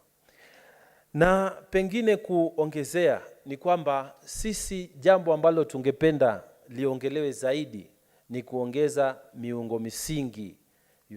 Tunataka kuona barabara zingine ambazo zinakatwa katika hii area yetu vile vile ilivyoahidiwa kitambo katika wakati wa kampeni. Kwa hivyo Bwana Spika, hali ya maisha ambayo tunayaongelea, kuipunguza ni kuongeza chakula. Na wananchi wanajua chakula kikiongezeka, bei zitashuka na maisha yetu yataenda kuwa mazuri zaidi. Bwana Spika, kuna jambo ambalo limeongelewa, nataka kulirejelea kidogo, ni kwamba Kenya tulienda kuomba pesa, na hatukuomba pesa kwa IMF peke yake, kwa Africa Development Bank ama World Bank. Tulienda kwa commercial market, mahali ambapo watu wanachukua madeni kama mtu yoyote wa kawaida, na tulichukua dola bilioni 2. Bwana Spika, kila mtu alikuwa na wasiwasi ya kwamba Kenya haitalipa hiyo pesa. Na Kenya isipolipa hiyo pesa, basi ile heshima na mambo mengi yetu yangeharibika. Bwana Spika, Ghana walienda kwa hiyo commercial market na walishindwa kulipa, nchi ikakuwa declared bankrupt. Sasa watu walikuwa wanaangalia Kenya watafanya namna gani. Na hizo bilioni dola 2 manake ni bilioni 303 za Kenya. Bwana Spika, rais wetu amesema milioni dola 300 zitalipwa Disemba, na pesa tuko nayo tayari. Kama watu wanasema kwamba hatusimamii uchumi vizuri, je, inawezekana mtu ambaye ako na madeni na ameambiwa deni lako utalipa mwezi wa 6 mwaka ujao, anaanza kulipa mwezi huu kabla miezi 6 kabla kulipa hiyo deni? Bwana Spika, ni sawa tufanye siasa, lakini pia tuseme ukweli ya kwamba tumeanza kusimamia uchumi wetu vizuri. Na hizo dola milioni 300 ni sawasawa na bilioni 45.4 za Kenya. Na hii pesa iko tayari na tuko tayari kulipa. Na Wakenya wajue ya kwamba mipangilio yetu ya kiuchumi inaenda vizuri. Mwaka huu, wakati huu Oktoba, mwaka jana, ilikuwa inflation rate yetu ni 8.9. Oktoba mwaka huu inflation rate ya Kenya ni 6.9. Hiyo ni kusema ya kwamba tumeshukisha. Sasa siasa tufanye, lakini ukweli pia tuseme. Angalia Bwana Spika, Oktoba hii figures za Central Bank zinasema tumeweza kupata ushuru wa bilioni 170, 170 billion, ambayo imeongezeka 19.4% ukiunganisha mwaka uliopita na mwaka huu wakati huu wa Oktoba. Bwana Spika, nasemaje? Nasema mgala muue, lakini haki yake mpe. Raisi anafanya kazi. Raisi anaangalia huu uchumi. Raisi anapanga mambo yetu. Na ni kweli tuko na shida, lakini tunasema namna hii, ikiwa wewe umeanzisha biashara leo ya tuktuk, ukiwa unaanza ile biashara ni kujifunga mkanda, kwa sababu kabla matunda yatoke kuna kule kuumia. Ikiwa wewe unafanya kazi ya shambani na umeweka mbegu, kuna kupalilia, kuna kulinda ndege wasiharibu, kuna kulinda wanyama wasiharibu, ile muda wa kujifunga uko, lakini matunda yatakuja baadaye. Kwa hivyo Wakenya wenzangu ambao wananisikiza sahihi, mimi naomba, kuna siasa na kuna ule ukweli. Ni kweli hali ni ngumu na hakuna mtu anakataa, lakini mipangilio ambayo ipo kwa rais huyu, na mimi nimemwaminia huyu rais, akija kwetu tumeona tofauti, na ninajua katika eneo za magatuzi mengine matofauti yanafanyika. Mwaka jana sio mwaka huu, na mambo yataenda vizuri. Mimi nawahakikishia, wakati mipangilio ya housing development itaanza kufanya kazi, wakati mipangilio ya universal healthcare itafanya kazi, wananchi wenyewe wataona ya kwamba rais huyu alikuwa anatupeleka vizuri, Bwana Spika. Kwa hivyo, kwa hayo mengi, naomba kuunga mkono hoja hii ya hotuba ya rais. Asante sana, Bwana Spika. Honorable Senators, I now proceed to propose the question.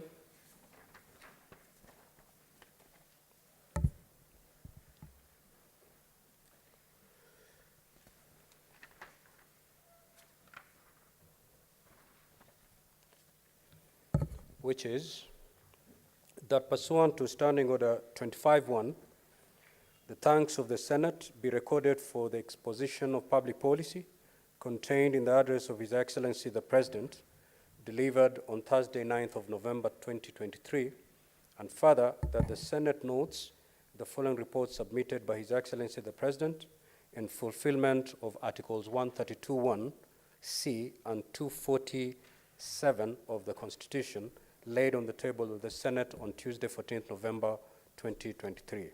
1. The 10th State of the Nation Address by His Excellency the President, delivered at a joint sitting of Parliament on Thursday, 9th of November 2023. 2. The 10th Annual Report 2022-2023 on the measures taken and progress achieved in the realization of the national values and principles of governance. And 3. The Annual Report to Parliament on the state of the national security, dated November 2023. Now, Honorable Senators, you may now make your contribution to this motion. Senator Sifuna.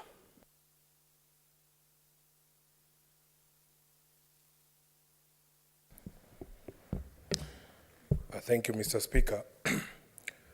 Mr. Speaker, I think by now, because you've presided over this House for over a year, you are aware of the character of most of us in this House.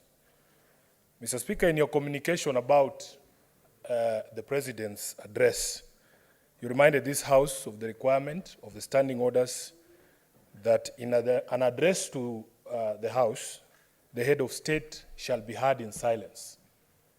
Now, Mr. Speaker, knowing myself and knowing the President, Mr. Speaker, I chose not to attend the President's address to the National Assembly because I knew for a fact that at the first instance where I felt he was giving misleading information to the country, I would not be able to manage myself to keep quiet. I would have been strongly pushed to say something. And Mr. Speaker, I would have run afoul of the rules of this House. And although the Speaker of the Senate might be lenient because they know me, I was not very sure about the Speaker of the National Assembly, whether he would extend some of the courtesies that you have extended us in this House. Mr. Speaker, I suspected that if I went for that speech, I probably would be serving now an expulsion from the House for a minimum of 6 months. And I will go into the reasons why, Mr. Speaker, I did not trust the head of state to paint the true picture of the state of the nation. In my mind, Mr. Speaker, the state of the nation is the state of the people. Senator Mungatana has spoken very eloquently here about the state of the creditors of this country, that the creditors who gave us money during Eurobond are happy they are going to be receiving their payment. He should be asking himself, how many Kenyans are still able to service their own debts? That is the state of the nation that I would want to address. Mr. Speaker, so what I did, I joined a group of friends, and you will indulge me here, in playing a drinking game. Mr. Speaker, the rules of the game are very simple. Every single time you thought that a statement that was untrue, or even partially untrue, from the head of state, you had to take a shot of whiskey. Mr. Speaker, needless to say, by the end of the president's speech, we were extremely inebriated because of the half-truths and open lies that we believe the president told before the House of Parliament. And I will get into the specifics. Mr. Speaker, my expectation has always been that during a State of the Nation address, because the Constitution requires it. What is your point of order, Senator Mungatana? I know the Honorable Sifuna could be very passionate, but is the use of the word open lies, referring to the speech by His Excellency the President, parliamentary? And if not, can he withdraw and restrict to parliamentary language, Mr. Speaker? Senator Sifuna, I think the use, you can still express yourself without necessarily using such words that may not be parliamentary. Mr. Speaker. And I know exactly, you understand exactly what I'm saying. Mr. Speaker, replace every time I've used the word open lies with untruths or misleading or what other synonym is there? Yeah, I think I do not mean... Or not factual. Or non-factual, yes, Mr. Speaker, and I will demonstrate point by point what I thought was not factual or was misleading. Mr. Speaker, my expectation with these speeches, ever since I became acquainted with the Constitution, is that you must address yourself to the steps taken, very specific, steps taken and progress achieved in realizing the values under Article 10. And I was specifically looking out for the address to address 3 values set out under Article 10. The first one, Mr. Speaker, is national unity and inclusiveness, which I will take together. Mr. Speaker, we live in an era where we are being told every single day that, in fact, if you did not vote for this government, you have no shares in this government, and that you should expect nothing at all.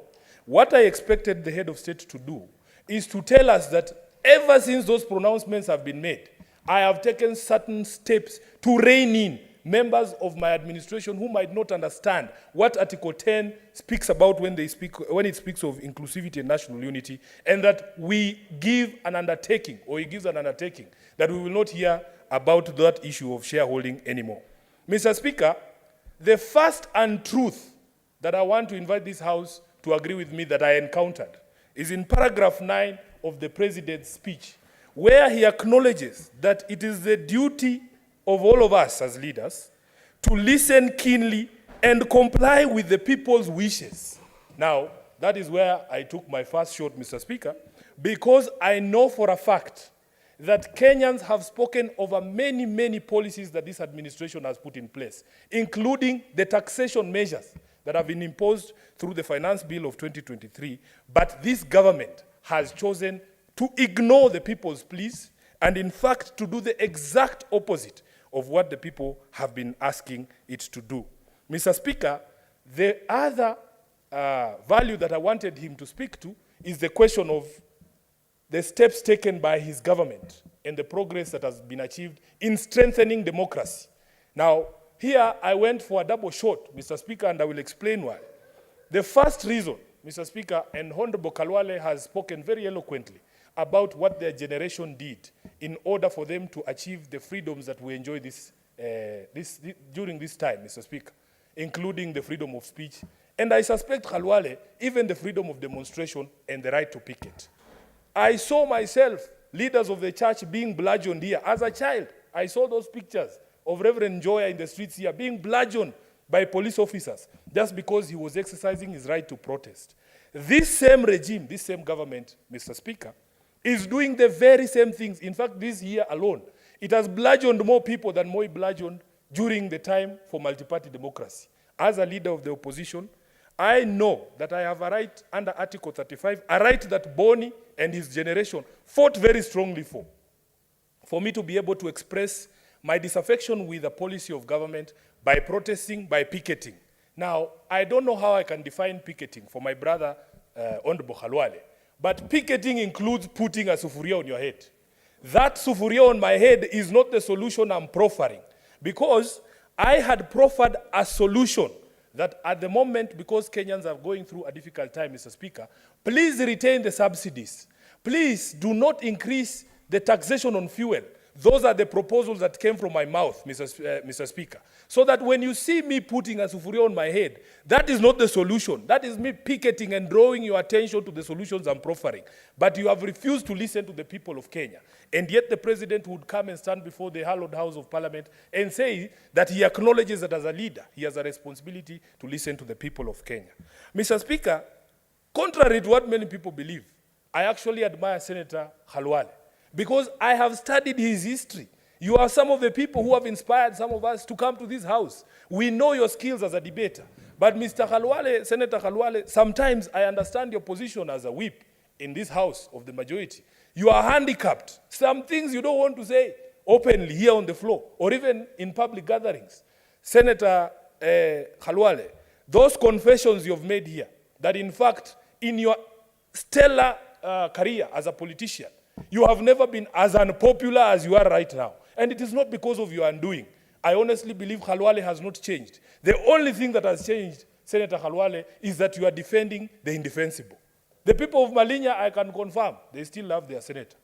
But they don't agree with the policies of the government that you support. And I wish, Mr. Speaker, the same admissions that have been made by Senator Khalwale on this floor would come from the mouth of the president.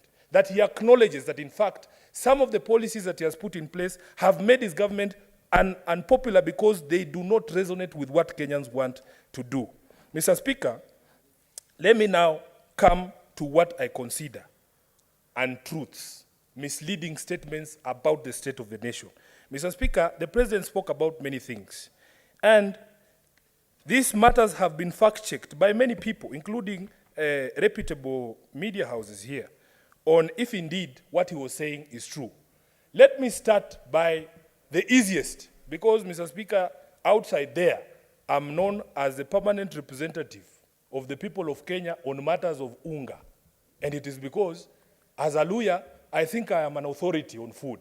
Mr. Speaker, the president said in his own speech that a packet of flour, maize meal, is now retailing between 145 and 175. And he added a very clever rider, depending on the brand, down from 250. Mr. Speaker, I want to submit to this House that that statement is in fact not true. I have conducted my own research in supermarkets here in Nairobi. The average price of unga is still 200 shillings for a packet of 2 kgs. And this is something, because we host you here in Nairobi, you are welcome to do. Mr. Speaker, in previous arguments, I have tried to convince this Senate that, in fact, the definition of food security includes a reference to people's preferences. If, for instance, my household has been eating jogo, unga, and I was buying it at 100 shillings, and it goes to 250, you cannot then try to convince me to start buying another brand that I have never heard of, that I don't know where it comes from, that now buy this one because it is 150. The preferences of people have to be included in food security. You cannot therefore tell us that depending on the brand you want, you can buy unga at 100. I can assure you, Mr. Speaker, any single thing in this country is contraband, including some of the liquor that we undertook or took during the president's speech in that famous game I've been referring to. There's an industry that has sprung up called Kariobangi, light industries. We cannot vouch for the authenticity of everything, but Kenyans can expect quality from certain brands, and that's what they go for. Mr. Speaker, we were told about the question of subsidizing the price of fertilizer. Now, it is public record that, in fact, some of this subsidized fertilizer came to this country as a donation from the government of Russia. And this is something that the government of Russia confirmed to us publicly. If you receive something for free, you cannot tell us you have reduced its price. It's that simple. You got it for free. You cannot tell me you have reduced its price.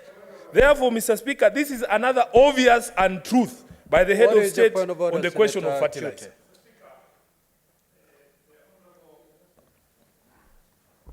Honorable Senator is misleading this House. He is talking about free fertilizers. Can he provide evidence, table this evidence before this House?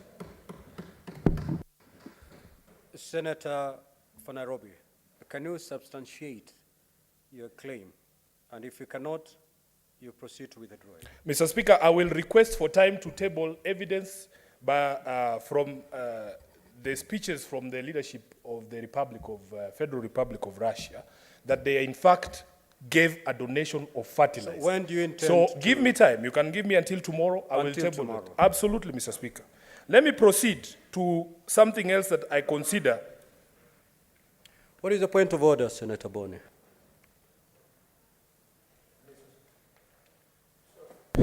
Sorry, Mr. Speaker, I wish not to offend you, but because we have been engaged on wild goose chase in this House before in terms of substantiation, caution them that he should not come here with newspaper reports. He should come here with evidence, authenticated extracts of speeches of the leadership of Russia, which we know. Senator Boni, you cannot teach the chair on what to communicate. I know exactly what amounts to a substantiation, and whatever the senator will bring must, of course, meet that standard. If it won't, the chair will rule. Proceed, Senator Sifuna. Thank you, Mr. Speaker. There is another half-truth, Mr. Speaker, that was spoken on the floor of the House, that in fact, 56,000 new teachers had been employed this year alone. Now, the problem there is that on the face of it, it appears like the head of state knows what he's talking about. But data from the TSC itself indicates that up to 80% of that 56,000 teachers were hired on short-term contracts, Mr. Speaker. And only 20% of those are permanently employed. That is something you need to say to the state, to the nation, so that we know the true state of affairs when it comes to the hiring of our teachers. Mr. Speaker, let me continue. He also announced that in September, or that in June of this year, his administration would employ 103 community health promoters. And we saw him flagging off distribution of 100,000 kits to be used by those people. Mr. Speaker, the fact of the matter is that that is not true. That is not true. In fact, counties are supposed to identify the people to be recruited as CHPs, and that progress is ongoing. So you cannot claim something has happened, yet it has not happened, just to massage the numbers and appear like your government is working. Next, Mr. Speaker, he told us, I am on the speech. These are contents of the president's speech. I'm not What is making the up point anything. of order? Thank you, Speaker. I had to interrupt the Senator for Nairobi. The 100,000 community health promoters were launched on Mashujaa Are you Day. on a point of information Yes. or a point of Is order? it in order, Mr. Speaker, to mislead the House without giving us evidence to support his claim that we did not recruit 100,000 community health promoters? We did.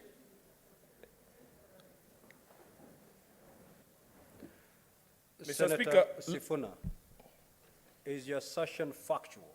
Mr. Speaker, I represent a county. If indeed... I represent a county. Senator Sifuna, if it's factual, let it form part of those factual claims that you Please, need to I will substantiate Thank you. whatever is required for me to substantiate, because, Mr. Speaker, the truth is the only weapon we have against the lies that are there in the world. Mr. Speaker, let me go to the question of recruitment of healthcare workers. Told us 20,000 healthcare workers have been employed. This one is also not true.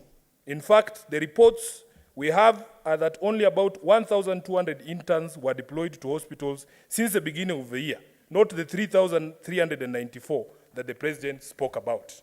Let me conclude, Mr. Speaker, on the question of Wi-Fi hotspots.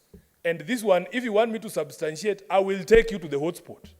We were told that he has set up Wi-Fi hotspots across the country, including here in Nairobi County, in markets such as Muthurwa and city markets.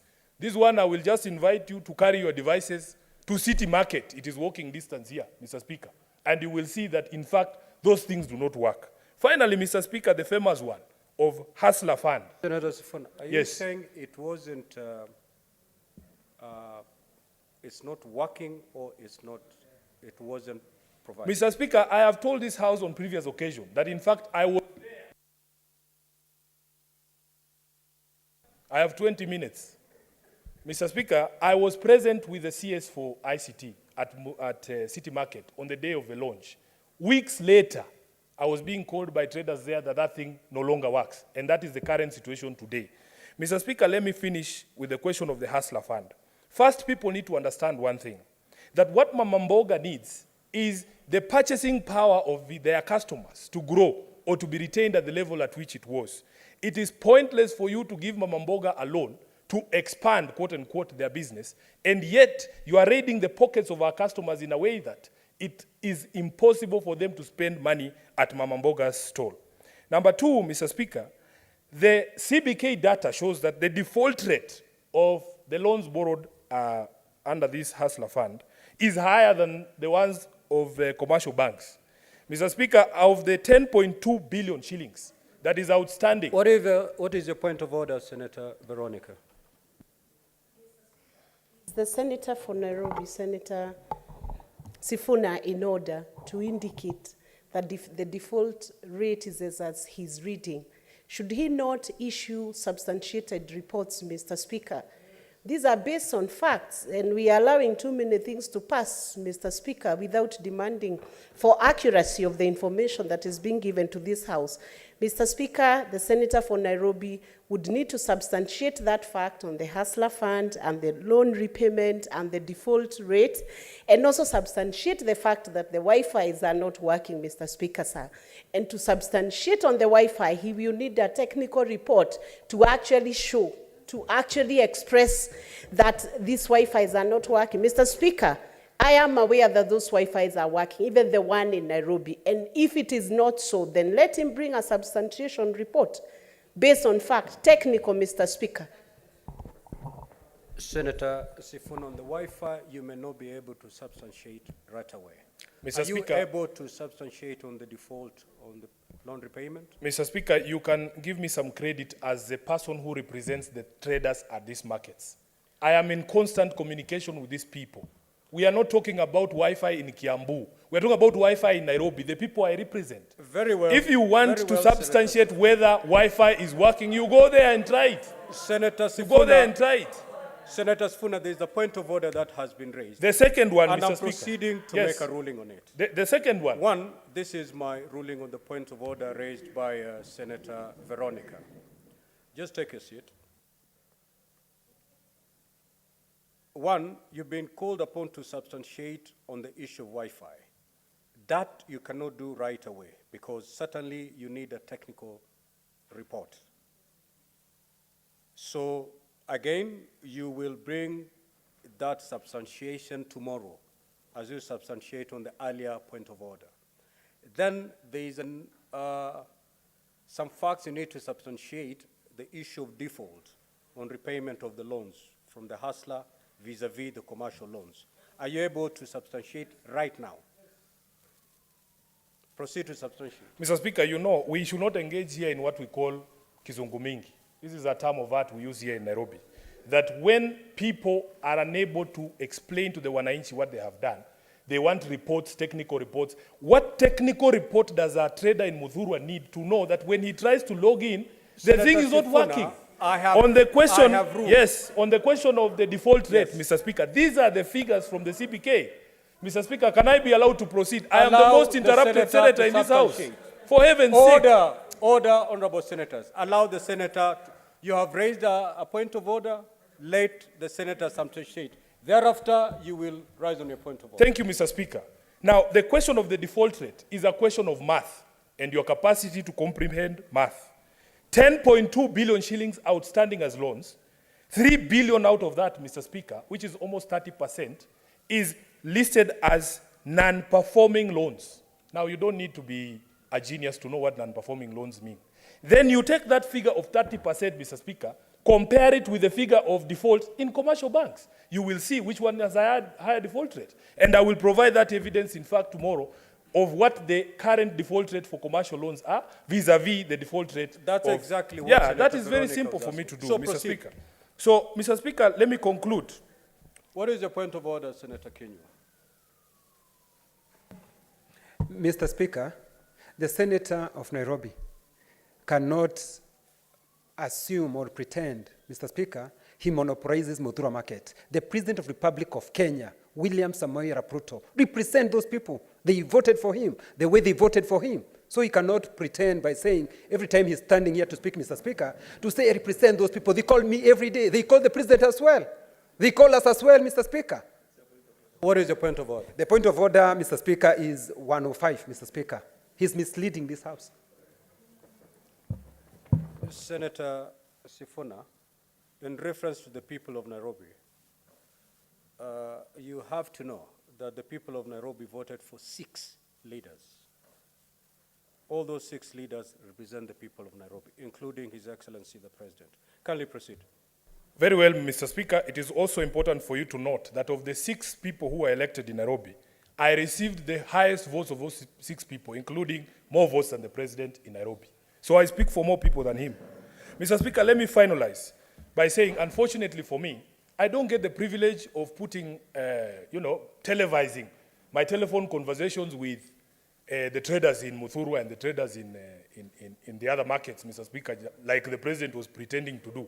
But the truth of the matter is these people communicate with their leaders. Let me finalize, Mr. Speaker. Senator Sifuna, you need to start using parliamentary language.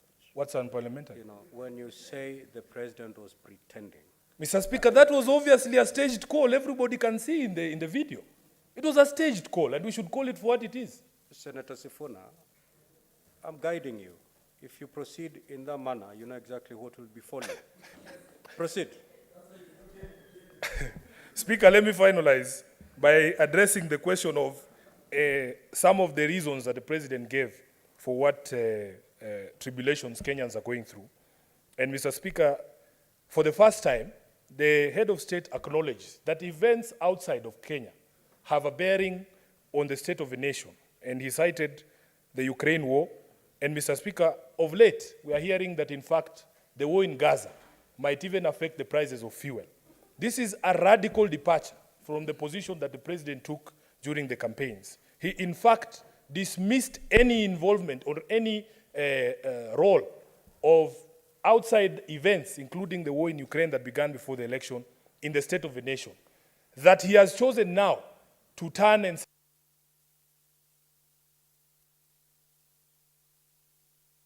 Senator.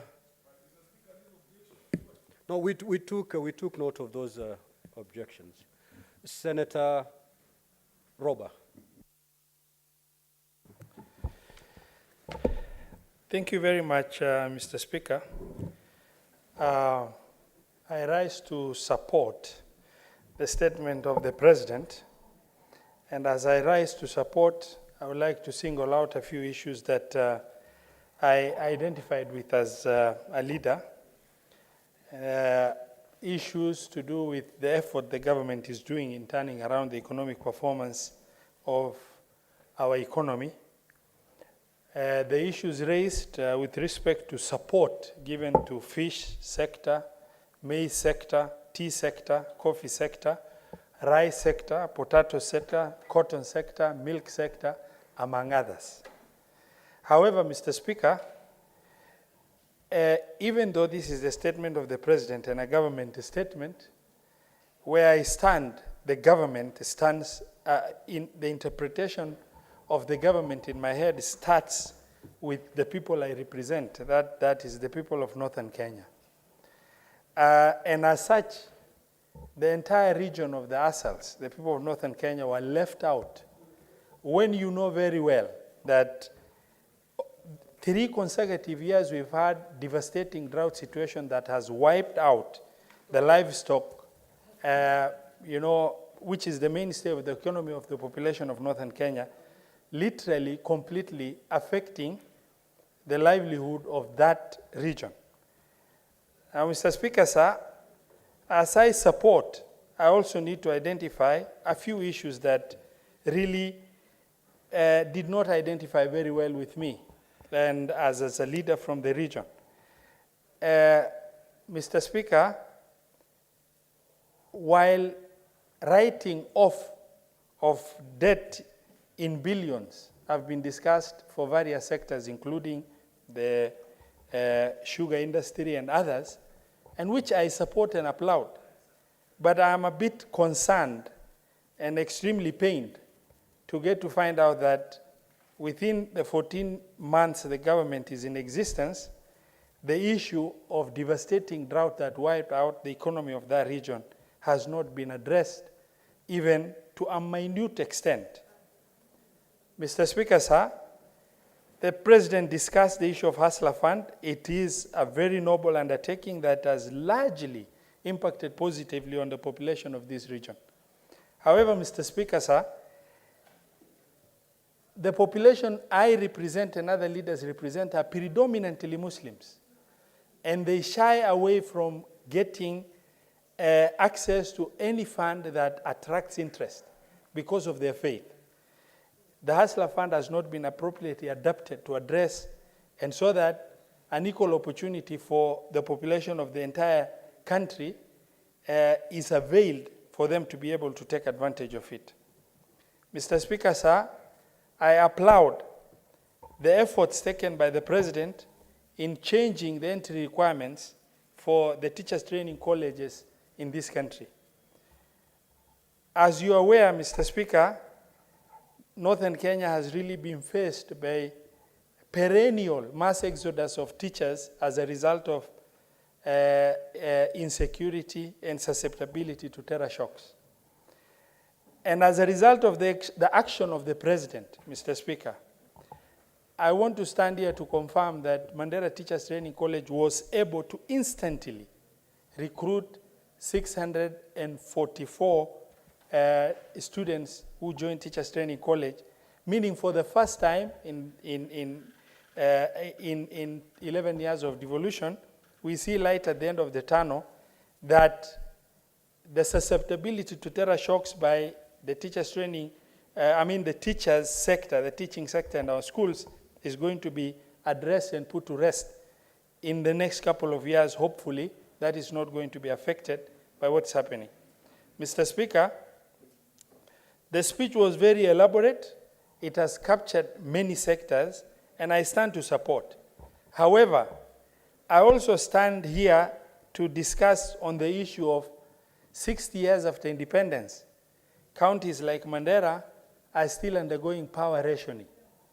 And that has not been discussed for what this government is going to do or was planning to do in terms of addressing, whether it is by way of mini grids or connection to the national electricity grid, so that the privileges and opportunities enjoyed by the rest of the country is also availed to the region like Mandera and other areas that undergo power rationing. Mr. Speaker, from time to time it has been discussed by the former president, the current president, on the issue of industrialization. But there are enablers of industrialization that need to be facilitated by the government. Two of those enablers is the road infrastructure, connecting that region to the national road network. The other enabler is connection to the national electricity grid so that the price of power is equal or closely matches the national average in this country. And Mr. Speaker, it's very sad that as we speak, Mandera County is undergoing power rationing 60 years after independence as it is, and equalization fund that was doubted to address that has not been implemented. Even the appropriated equalization fund of 2022-2023 has not been credited to equalization fund account as it is, and as such we continue suffering with that situation. Mr. Speaker, sir, just today on the platform, the information platform of Gate 411. It was announced that CS Kindiki, the Cabinet Secretary for Interior and Coordination of National Government, announced as at today, what is reported, not unreported, 46 people have been lost to flash floods from the ongoing El Nino devastation that is ongoing. Mr. Speaker, sir, as we stand to listen to the President, and it's very unfortunate the President was misinformed, and he stood up to say that El Nino is no more, and I know the head of Meteorological Department has apologized for that misinformation.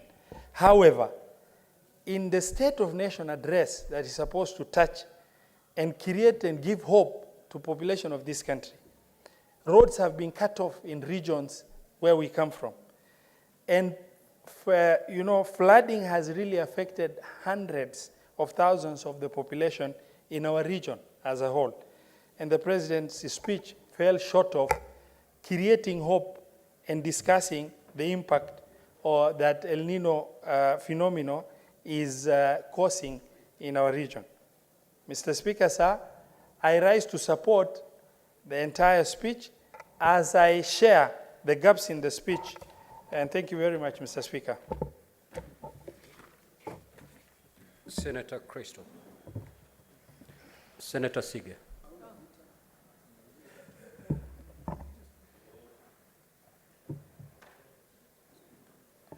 Thank you very much, Speaker. I listened to the State of the Nation address last week, and unfortunately, I was left disappointed. I was left disappointed because apart from the issues raised by Senator Sifuna in his submission, there were many other issues that were also left either half spoken about or not at all. Mr. Speaker, the State of the Nation address I spoke with to a group of Kenyans across the weekend, and they described it as being similar to the moment you let visitors, or you invite visitors to come to your home to visit you. The family who is at home, your spouse, your kids, maybe the house manager, the askari, those who live in that compound and live in that house understand exactly where the dirty linen is. They know exactly every nook and cranny in that household. But when visitors come along, everything is hidden. Things are put under the carpet. Things are hidden behind shelves. You find the shoes inside the microwave. You find T-shirts thrown behind the headboard in the bedrooms. And that was what they described this address as being. The sovereign power, Mr. Speaker, knows what is happening within our borders. Kenyans know exactly what is happening. The embassies within our borders also know what's happening. But this speech seemed to be catered to those communities, the international communities outside of Kenya, who may not really understand the intricacies and the true picture of what Kenya is going through today. Mr. Speaker, I also want to reiterate what has been said here, which is a quote taken from this address. It says, "Our duty as leaders is to listen keenly and comply with the people's wishes." Unfortunately, that has not been done. In fact, a lot of the people's wishes have been deliberately sidestepped and shelved and ignored just to make way for other interests and agendas to move forward, Mr. Speaker. He also continued to say that it puts ordinary Kenyans' security, well-being, and interests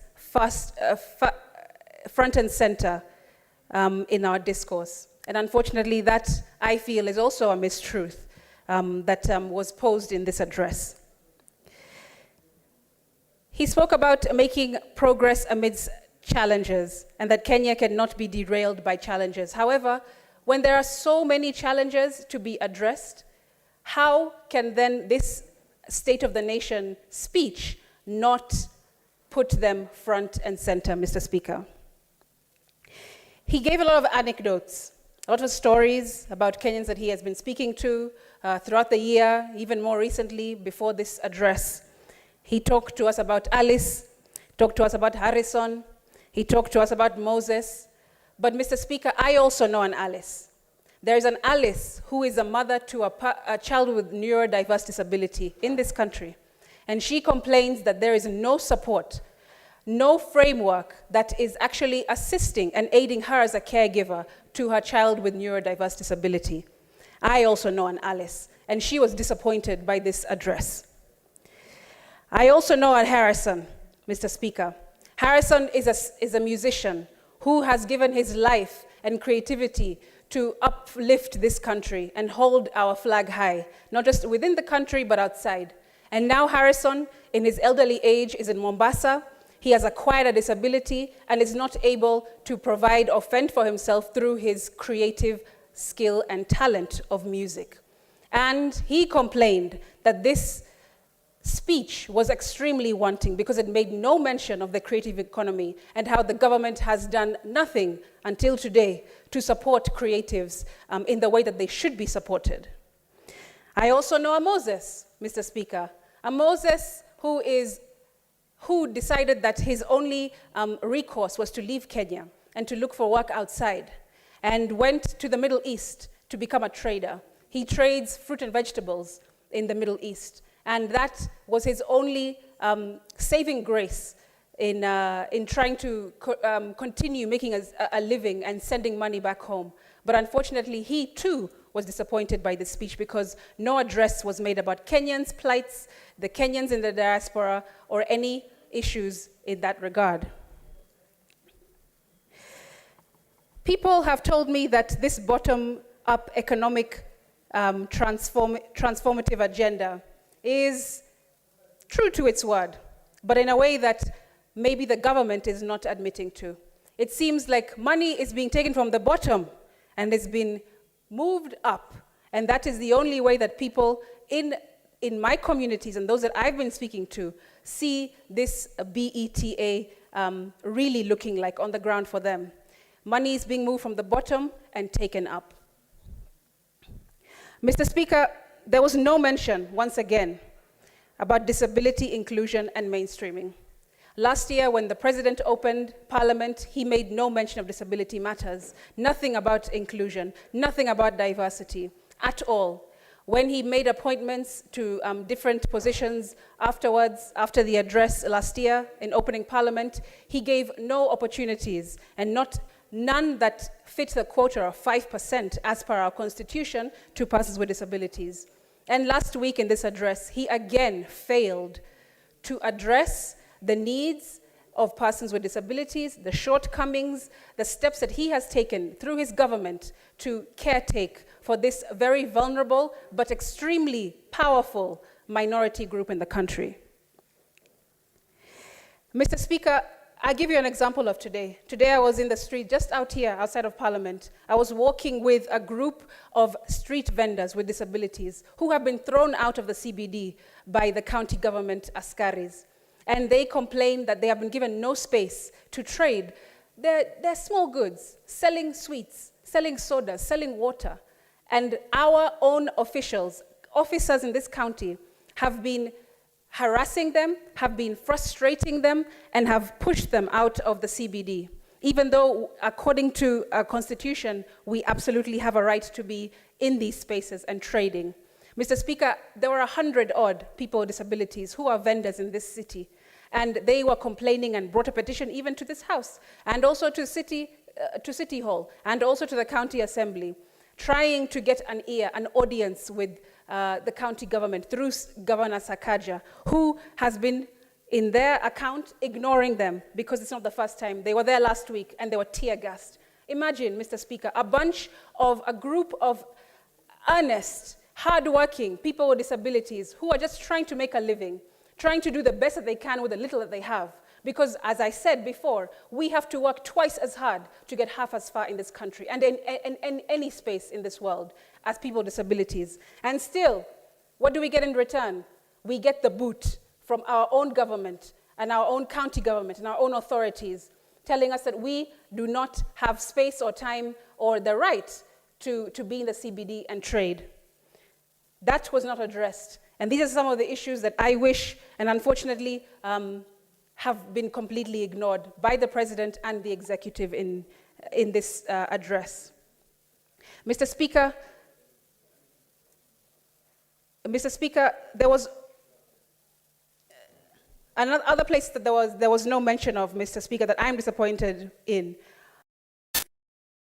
Fuel, electricity, the national outcry regarding KRA in the airport, nothing regarding the 2/3 general rule.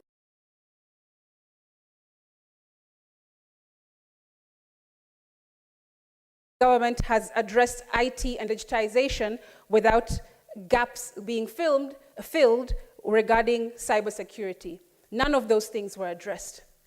Absolutely, I want to, unfortunately and very painfully say that there are millions of Kenyans who are dissatisfied and disappointed in this address. Mr. Speaker, it was extremely short.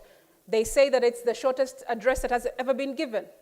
And I, at the beginning, wondered why. But as I continued to listen, as I continued thereafter to speak to people, real people, the way that the President says that he also spoke to real people, as I did my research, I also found that there are millions of people with disabilities, youth, women, and Kenyans across this country who are also disappointed. And that is the true state of the nation.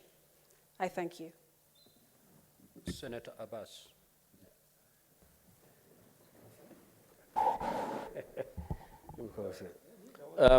Honorable Speaker, thank you very much for giving me the position and allow me talking. Honorable Speaker, I want to support the speech of His Excellency the President. Actually, it was very commendable. It was well thought about and well spoken, short and precise. However, there has been a lot of concerns. When you go out there to the public, you can hear that the people of Kenyans were expecting that the President should have talked about, the immediate issues that really affected the life of the people of Kenya. I.e. that the fuel cost, the high taxations, the floods ongoing. As you are aware, half of this country now is actually marooned by water, especially in northern Kenya. People have now been all stand all over. There's food scarcity now. The vehicles cannot be able to move. All the farms have been destroyed. Animals cannot even graze because everywhere it has been covered by water. And then I think we expected the President to say about the emergency issues, that interventions, that people are going to require support. They need to require, the Ministry of Transport to go there, and roads. At least they can open up the roads, but that has not happened. And also, one other thing that I want to commend the President is that, in the agriculture sector, I think that thing has put a lot of emphasis on the agriculture sector. The funds for the coffee, the tea, the fertilizers. But one other thing that has been left out, in the pastoral areas, about 15 million Kenyans depend on livestock. And actually, livestock economy actually not well improved since independence. In the past, they used to have livestock banking systems. Animals have been sold on time. People used to pay their school fees. They used to depend on animals. But however, because of the current drought, many animals died and perished last time. But we expected at least a program to recover from the drought. That we expected that pastoralists or northern Kenya expected them to be at least be told the way the farmers in the coffee farmers and the maize farmers have been given subsidies and given supported. We also expected that we should be able to get some subsidy, support, financial support, where people's livelihood can be regained. People the farmers are given animals to restock and money for restocking, drugs, because as it is now, because of the floods now, we expect a lot of the animal disease to occur. Rift Valley fever might not, I think it might be there. Many other diseases, livestock diseases, and even human diseases that we expect, people to get a lot of issues, diseases to come up. And I think we need to have at least immediate measures to intervene. One other thing I want to talk about is actually that the timely debt to the government, I think that is commendable. That I think the president and the leadership of the government is under the leadership of His Excellency the President is taking so much concern on unpaid debts and accrued debts and all these things. And now that in the speech that we have been told that the president is saying that he's at least paying the money, the country is paying the money owed by the various donors and the various creditors. I think it's a very good move. This country is actually dwelling with a lot of debts, and we need to reduce our debts so at least we can be able to start fresh and be able to improve our GDP and our economy. One of the things actually I want to comment is that the savings, the hustler fund, and all these things is a very good move. However, this has not trickled down so much in the rural areas, especially in far-fetched areas in the northern Kenya, that we are not beneficiaries of those things because of the religious aspect, and that these things involve some what do you call interest, and because of that, I think most of the people in northern Kenya are not benefiting out of this money. So I think we need to have a model that will be able to accommodate all Kenyans, so that at least we can be able to, all Kenyans can benefit. One other thing I want to say is that transformation of education. That actually is actually a wonderful thing, because as we talk now, because of the Al-Shabaab issue and these things, Kenyans, the northern Kenya people, especially in Wajir, Mandera, Garissa, and Marsabit, never used to have teachers for the last, I think, almost 5-7 years. All the teachers who have been recruited have run away. But of course, as a result of the intervention, now we are able to recruit teachers now. And we are hearing, as my colleague said from Mandera, the senator from Mandera, that the council have taken up the initiative to train their own teachers. And I think now there are almost 2,000 students who have already joined the training colleges and universities. So at least by the time in the next 5 years, these counties will be able to have enough teachers in their own. I think this is a good move. I think one other thing is that I want to comment is that the cluster issues has been an obstacle to the training of teachers has now been moved, and subject clusters are not there now. Anybody with C+ can now do a diploma, and they think this has given us a leeway for us to train our own teachers and enough teachers. I think that's a very commendable thing. One other thing is we are actually raising concern, the student-centered financial support.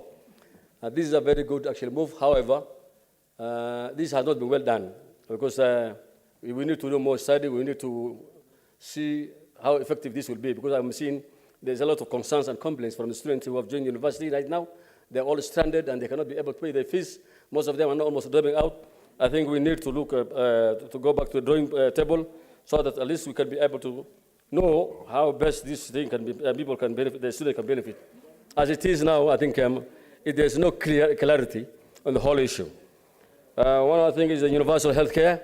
This is a wonderful move. I think the Afya Nyumbani is a very good move, whereby 100,000 community animal workers have been, community health promoters have been trained and actually deployed. However, we need to give them at least enough facilities. Some of the areas in the northern part is actually so much undeveloped. The roads are actually a problem. Like this time, you can hear, this morning I was seeing in the paper that where a mother who was in labor had to swim across a river to go and listen, to get support to deliver. And I think so that mother has taken risk with her child. And I think that should have been in the river, and I was really impressed. But however, we need to get at least enough facilities to promote and to facilitate these health workers. One other thing is we need to them to the storage facility for those drugs should be provided. And all in all, Honorable Speaker, one other thing is actually that we need to address is actually this country needs to heal, this country needs to come together, this country needs to move forward. And I think that is the aspect that the President has not said much about it. And the one other thing is actually the biggest challenge we have. If you go out today, this government is almost getting unpopular because of the high cost of living. I think the President should have addressed and actually said that this is how we want to handle this the high cost of living. With those few remarks, I beg to support. Senator Muma. Thank you, Honorable Speaker. for the opportunity to contribute. Honorable Speaker, can Senator Cherargei and sit down? He always causes chaos when he comes to this house. Honorable Speaker, this is a very important issue. Senator Cherargei, who purports to love the president, should listen in when we are making our comments on this speech. It's very, very important. Honorable Speaker. Senator Cherargei, what is your point of order? Mr. Speaker, you know 105 on responsibility of facts. Is it in order for Senator and temporary Speaker of the House to state that another senator can cause chaos in the House? Mr. Speaker, sir, can she use parliamentary? Is it in order for a temporary Speaker to call out a senior ranking member of the House by saying, Mr. Speaker, that I can cause chaos in the House? Is it in order? Could she use a better language, or she is excused from when she's on the seat and when she's speaking? Mr. Speaker, can you rule out of order? Senator Muma, can you use parliamentary word when referring to senior members of this House? Thank you, Mr. Speaker, and I hope the senior members, the ranking members, will not disrupt debate in the House. Honorable Speaker, the State of the Nation speech. Honorable Speaker, I hope my time is being saved. Senator Kinyo, what's your point of order? Mr. Speaker, I'm standing on standing order number 105. Mr. Speaker, I listened to Senator Muma saying that Senator Cherargei, who pretends to love the president, should sit in and listen. So I'm wondering, how does she know that she loves the president or not, Mr. Speaker? Should substantiate that, Mr. Speaker. Honorable Speaker, I didn't say pretends, I said purports. So I'm sure it is up to him to tell the House whether he loves the president or not. I would know, I have no way of telling that. Honorable Speaker, can I proceed? Honorable Speaker. Order, Senator. The Senator will be heard in silence. Honorable Speaker, the State of the Nation address is a constitutional requirement. Senator Cherargei, what is your point of order? We need to leave Senator Muma to... I hope you're saving my time, please.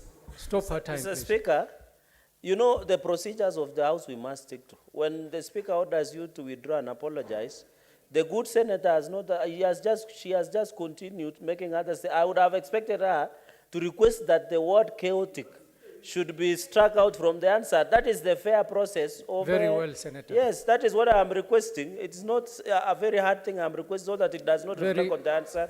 Mr. Speaker, and for the purpose of record, I love the president more than Jesus Christ. So you don't need to get worried. Honorable Speaker, I would want to withdraw the word chaos, causing chaos, and replace with the word disrupting the House. Very well. Which I did. Honorable Speaker, the State of the Nation address is a constitutional requirement on accountability by the presidency to the people of Kenya on how the government of the day is carrying out its responsibilities in relation to the people of Kenya. Mr. Speaker, particularly how the government is ensuring that the values and principles provided for in Article 10 are being taken care of. Mr. Speaker, in paragraphs 9 and 10 of the President's speech, he reiterates this responsibility. In Article 9, he said the transformation of our economy is not only desirable and important, but it is also necessary and an urgent. And the people of Kenya have made this clear at every opportunity. And he continued to say, our duty as leaders is to listen keenly and comply with the people's wishes. Mr. Speaker, how I wish that you would lead by example, by listening to what the people of Kenya are saying at this time. I would have hoped that the president, at the time he was reading the speech, would have listened to the cries of Kenyans about the cost of living in this country. Honorable Speaker, in Article 10, he made reference to the citizens' freedoms and fundamental rights. He did not speak to the whole stretch of it, but we know that the entire of Chapter 4 guarantees certain rights to the citizens of Kenya. Honorable Speaker, among these rights are the basic rights to ensure that people live in dignity. Mr. Speaker, the state of the nation is that many families are not able to make ends meet. The state of the nation is that many families are not able to educate their children anymore because levies have been put on since this government came in place that have made it difficult for many families to afford tertiary education, to afford secondary education, to afford primary education. Mr. Speaker, the state of the nation at the time we spoke is that we have rogue departments that have decided to levy taxes left, right, center that are making the poor poorer and stressing those who are doing business in Kenya. Mr. Speaker, to increase the charges on a birth certificate, on an identity card, on marriage certificate, on death certificate, on acquiring of a passport, on reclaiming citizenship for Kenyans who are born abroad,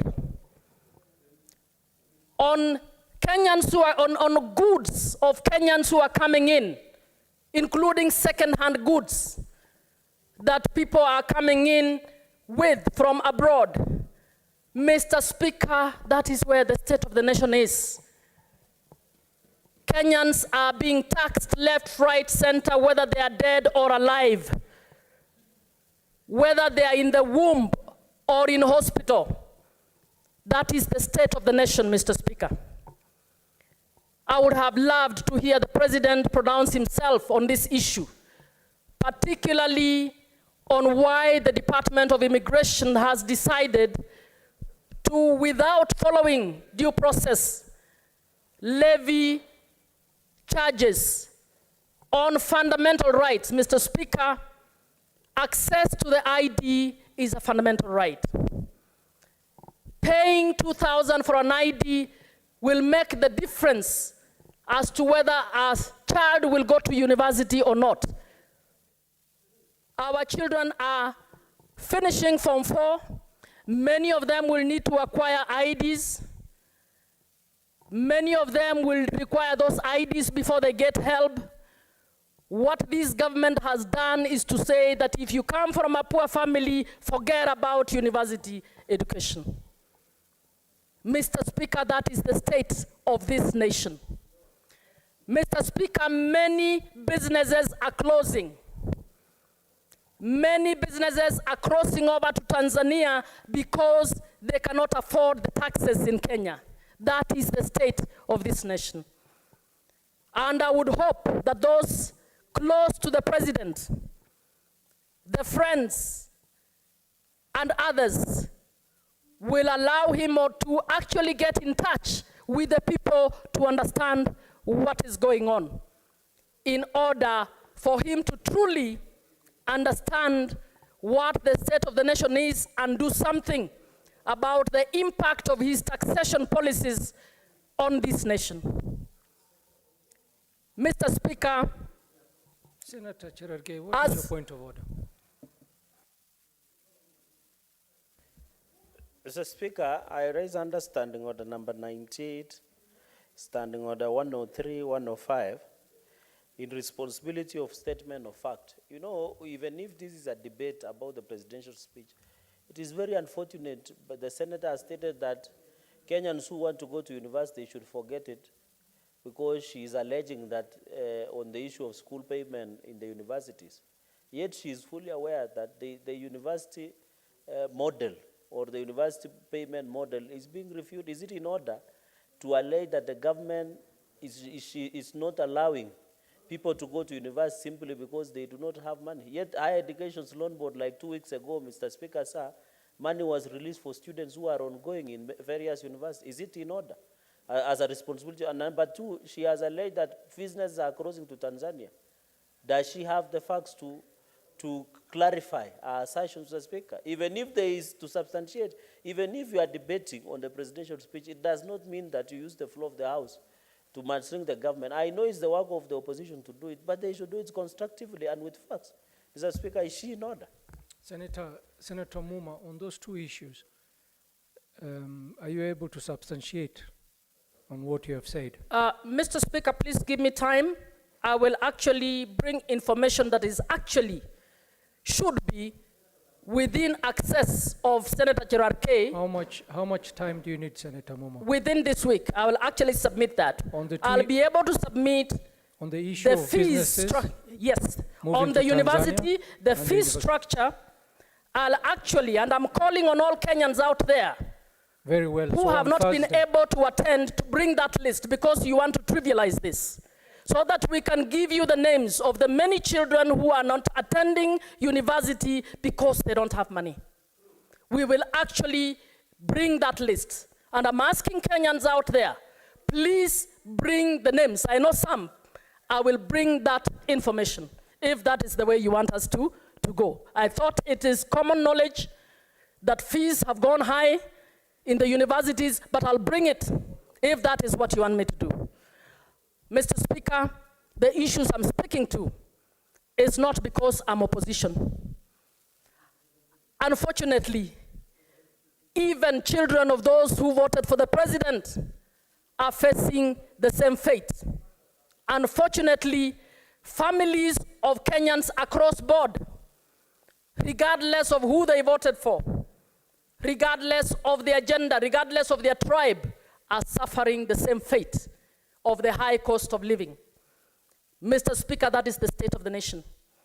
And it is important that we tell the president the truth, so that the president can pause and review and think through. Can we keep moving forward on the basis that this country should actually be driven by the rich as we leave the poor behind? Can we even afford that? This is a government that purportedly stands for the poor. It must be able to lift the poor. All I'm saying, I did not hear the president speak to these issues. I would have liked to see the president speak to these issues, because, Mr. Speaker, that is the state of the nation. We are not in a good place. I thank you, Mr. Speaker. Thank you. Senator Kinyua.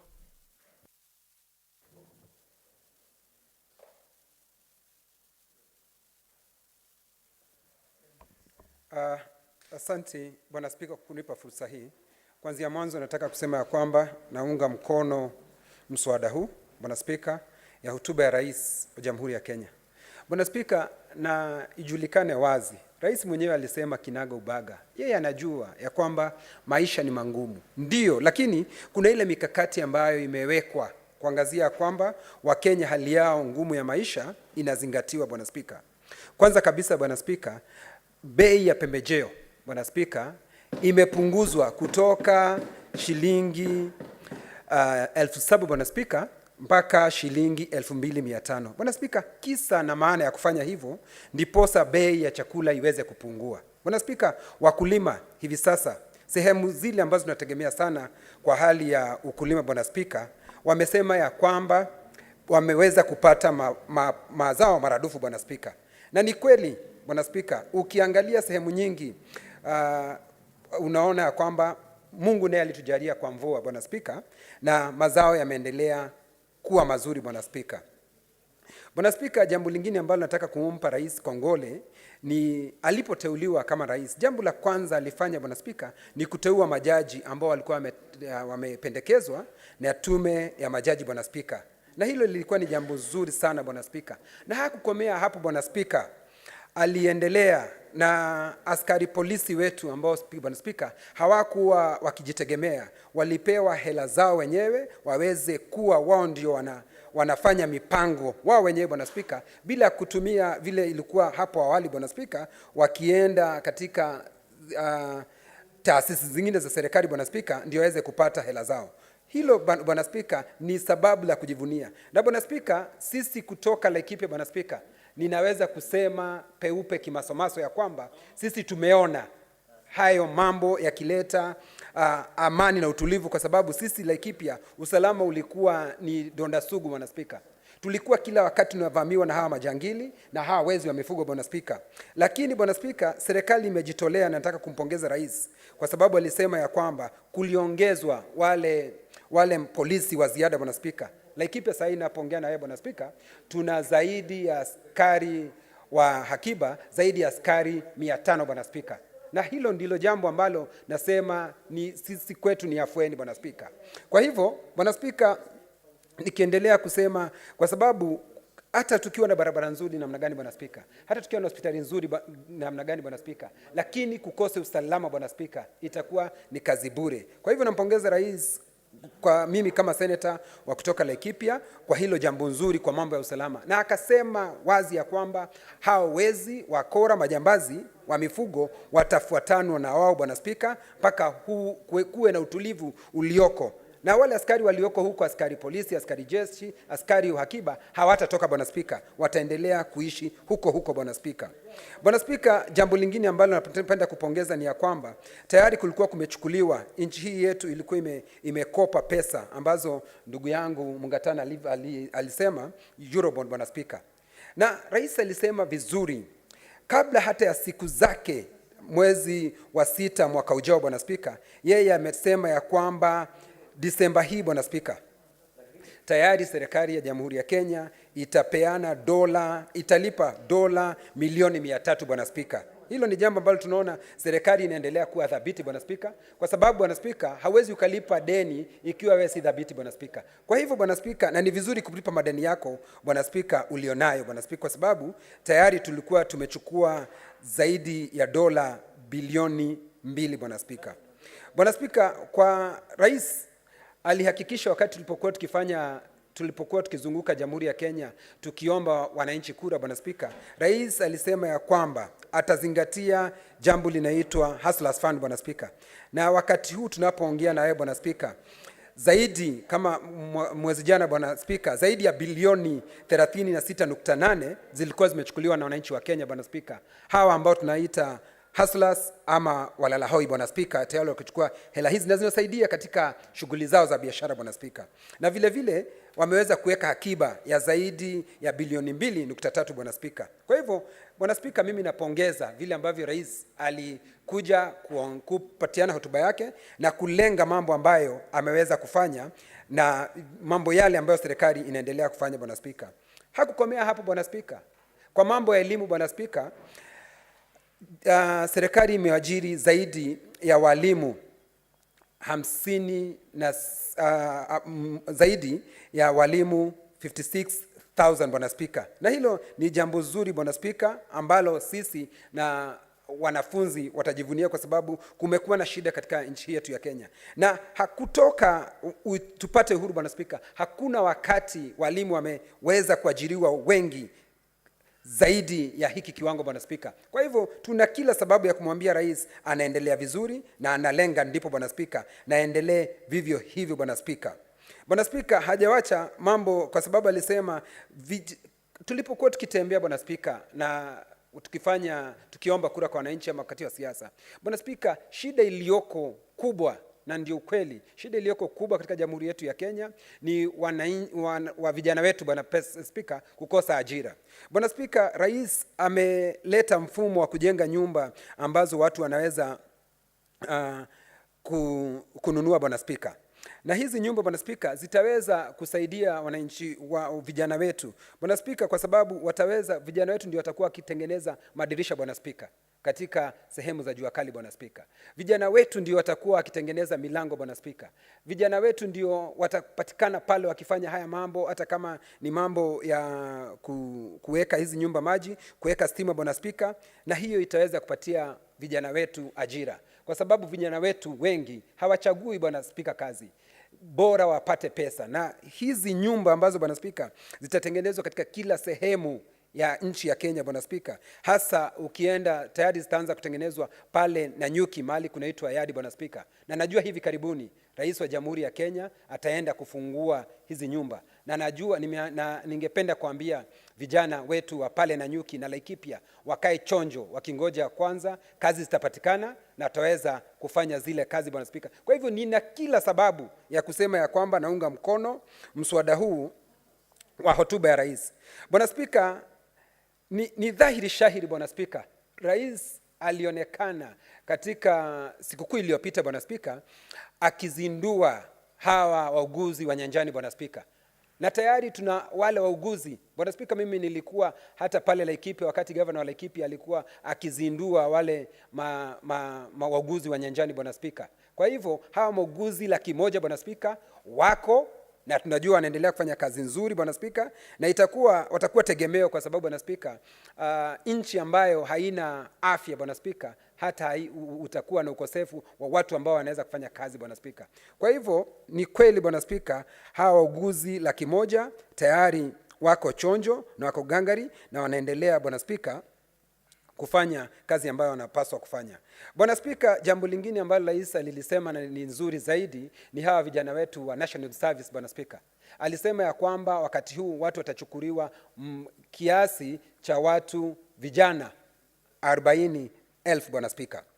Na Bwana Spika, kile kilichonifurahisha ni alisema ya kwamba ati watachukuliwa katika vijiji vyetu kila mahali, Bwana Spika, hawa vijana wetu wa National Service watachukuliwa. Na Bwana Spika, hakusimama pale, alisema baada ya wao kuenda katika National Service, Bwana Spika, wakimaliza kusomeshwa pale, Bwana Spika, wao ndio watakuwa wakiingia katika sehemu zile ambazo askari watakuwa wanajiunga, wanakuwa ni askari polisi, Bwana Spika, baada ya kumaliza pale, alafu wanaenda katika masomo ya askari polisi, Bwana Spika, askari jeshi, Bwana Spika. Kwa hivyo vijana wetu katika sehemu zetu zote watakuwa wameguswa, na hili ni jambo muhimu sana, Bwana Spika. Hata kama mtu hawa 20%, Bwana Spika, hata kama hawatajiunga na polisi, Bwana Spika, ama jeshi, Bwana Spika, hawa watakuwa wamepata maarifa, Bwana Spika. Wanaweza kuwa wao ndio wanaweza kutengeneza barabara, Bwana Spika, wanaweza kuweka nyumba maji, Bwana Spika, na vile vile kuweka stima, Bwana Spika, kwa sababu wataweza kusoma haya mambo, Bwana Spika. Bwana Spika, kuna jambo lingine tena alilitaja, alisema ya kwamba, Bwana Spika, katika nchi yetu ya Kenya kuna shida, Bwana Spika, kwa sababu tunapata mazao lakini masoko yetu, Bwana Spika, si mazuri sana. Alisema vizuri ya kwamba tutakuwa na masoko katika sehemu nyingi za nchi yetu ya Kenya, Bwana Spika, na zile soko, Bwana Spika, zitakuwa na stima na maji, Bwana Spika. Kwa hivyo, Bwana Spika, hata ijapokuwa nimesikia ndugu zangu wa upinzani wakisema ati hotuba yenyewe haikuwa nzuri, Bwana Spika, Mswahili anasema mungala muue na haki umpe. Kazi nzuri imefanywa, Bwana Spika, na ukitembea utaona haya maneno yote yakifanyika, Bwana Spika. Na si komei hapo, Bwana Spika, kwa sababu nakumbuka alisema hii pembejeo, kwa sababu wakati mwingi unapata iko katika miji yetu, Bwana Spika. Alisema ya kwamba ipelekwe katika sehemu za mashinani, Bwana Spika. Ukienda Nyahururu, Bwana Spika, alisema isipelekwe Nyahururu peke yake, isipelekwe Nanyuki peke yake, Bwana Spika, ipelekwe Rumuruti, Bwana Spika, ipelekwe Salama, Bwana Spika, ipelekwe Matanya, Bwana Spika, ipelekwe Thome, Bwana Spika, ipelekwe sehemu ambapo watu wanaweza, Bwana Spika, kupata pembejeo bila kuwa na nauli yote wanalipa, Bwana Spika. Na hiyo ndio kuinua hali ya maisha ya watu, Bwana Spika. Na Bwana Spika, wengi ambao wanaongea unga, ukitembea uangalie bei ya unga, Bwana Spika. ni vizuri alisema ya kwamba inategemea ni unga upi Bwana Spika, ni unga upi ambao wewe unausema Bwana Spika, kwa sababu wengi ambao wanaongea hapa Bwana Spika, mahali wananunua unga Bwana Spika, ni hawa ni mambo jenye Bwana Spika, hawa si wala lahoi Bwana Spika. Kwa hivyo ni vizuri waangalie mahali ambapo rais alisema, na mimi nataka kukomesha hapo na kusema ya kwamba Bwana Spika, naunga mkono na sema ya kwamba vile ambavyo rais alisema tuendelea kumuunga mkono Bwana Spika, na wananchi wa Kenya waweze kupata afueni Bwana Spika. Nashukuru Bwana Spika. Asante Senator. Senator Tabitha Mutinda.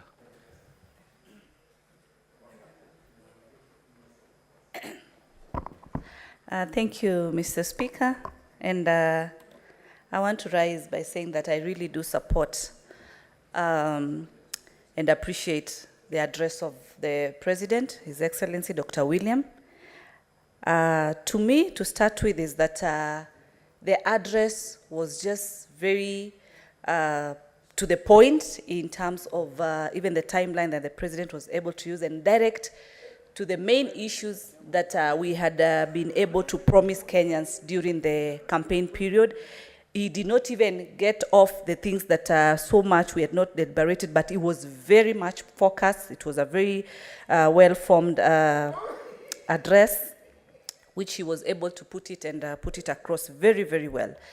Let me start by appreciating the fact that the President, even way before the address, we have seen that he's been able to move across all the 47 counties, ensuring that there's equal development. This is because all Kenyans are paying taxes and are eligible to equal distribution of resources and services to this country, because it is in their right.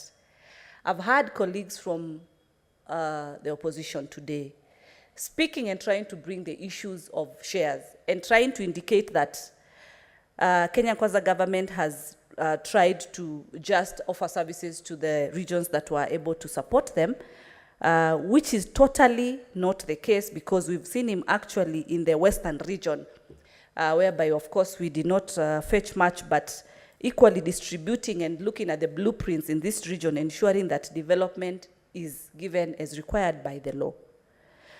Mr. Speaker, I note, even before I point out some of the issues that the President was able to address, I do note that very sadly that our colleagues from the opposition have been very negative and stated the reasons, some of the reasons that they could not attend the address last week on Thursday, pointing issues right, left, and center. But then you wonder, why would a whole honorable member who has been elected to represent his or her own people in different regions not create time then to have an opportunity to speak with the president of this country, a president who is a president of everybody, who interacted with everybody on Thursday, as we saw, who was also having different talks with different members on different issues in this country. And if the opposition in this house are very, very genuine as they try to claim, then that is the time they would have sat and had an opportunity to discuss with the president on the different issues that they felt were not addressed. That is what a leader does.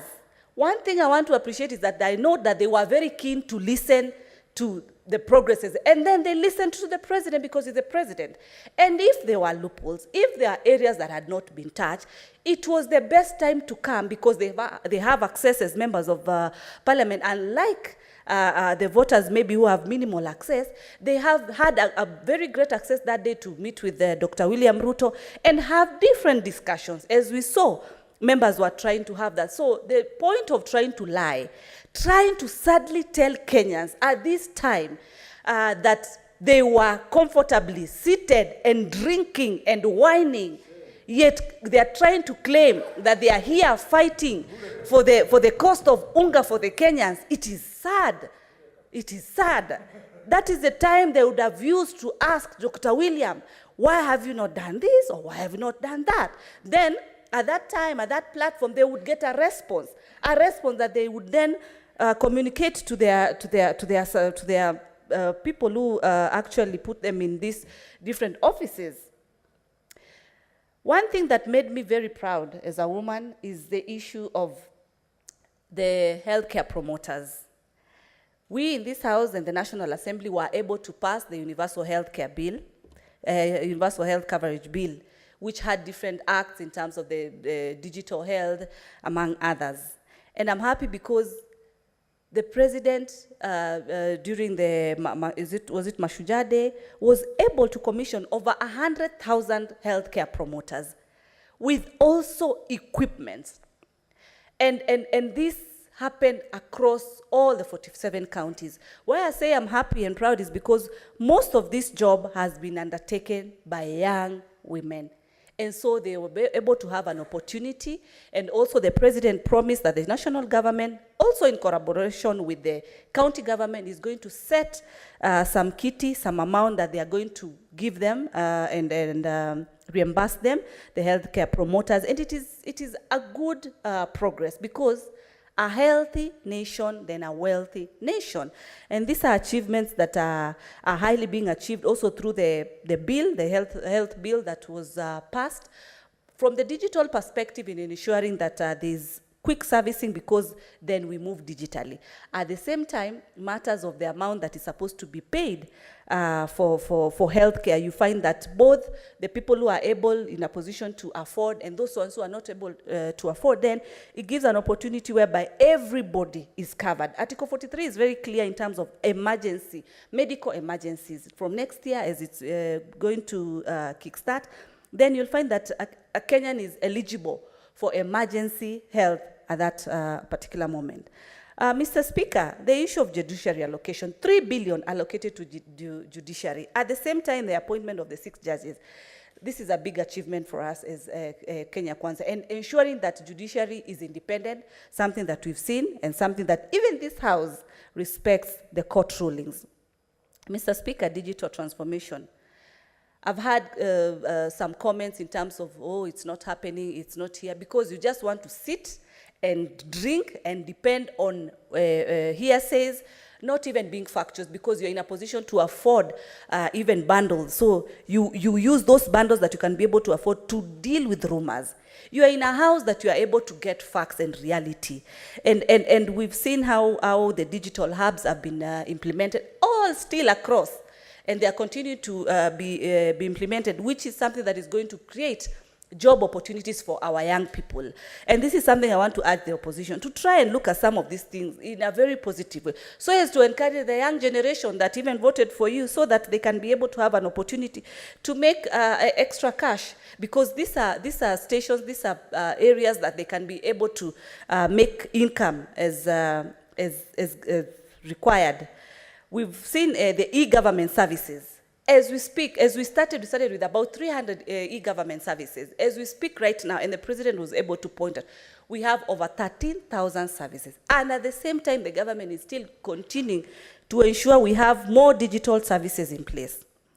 The beauty of it was agriculture, Mr. Speaker. Of course, food security is a very important key issue. And us as Kenya Kwanza, we focused on the cost of production. Because without focusing on that and reducing the cost of production, then the end product or the service that's supposed to be rendered becomes expensive. And one of the elements and the products has been the issue of fertilizer, that our colleagues have tried to negate, because I don't know if they don't do farming or which area they belong to.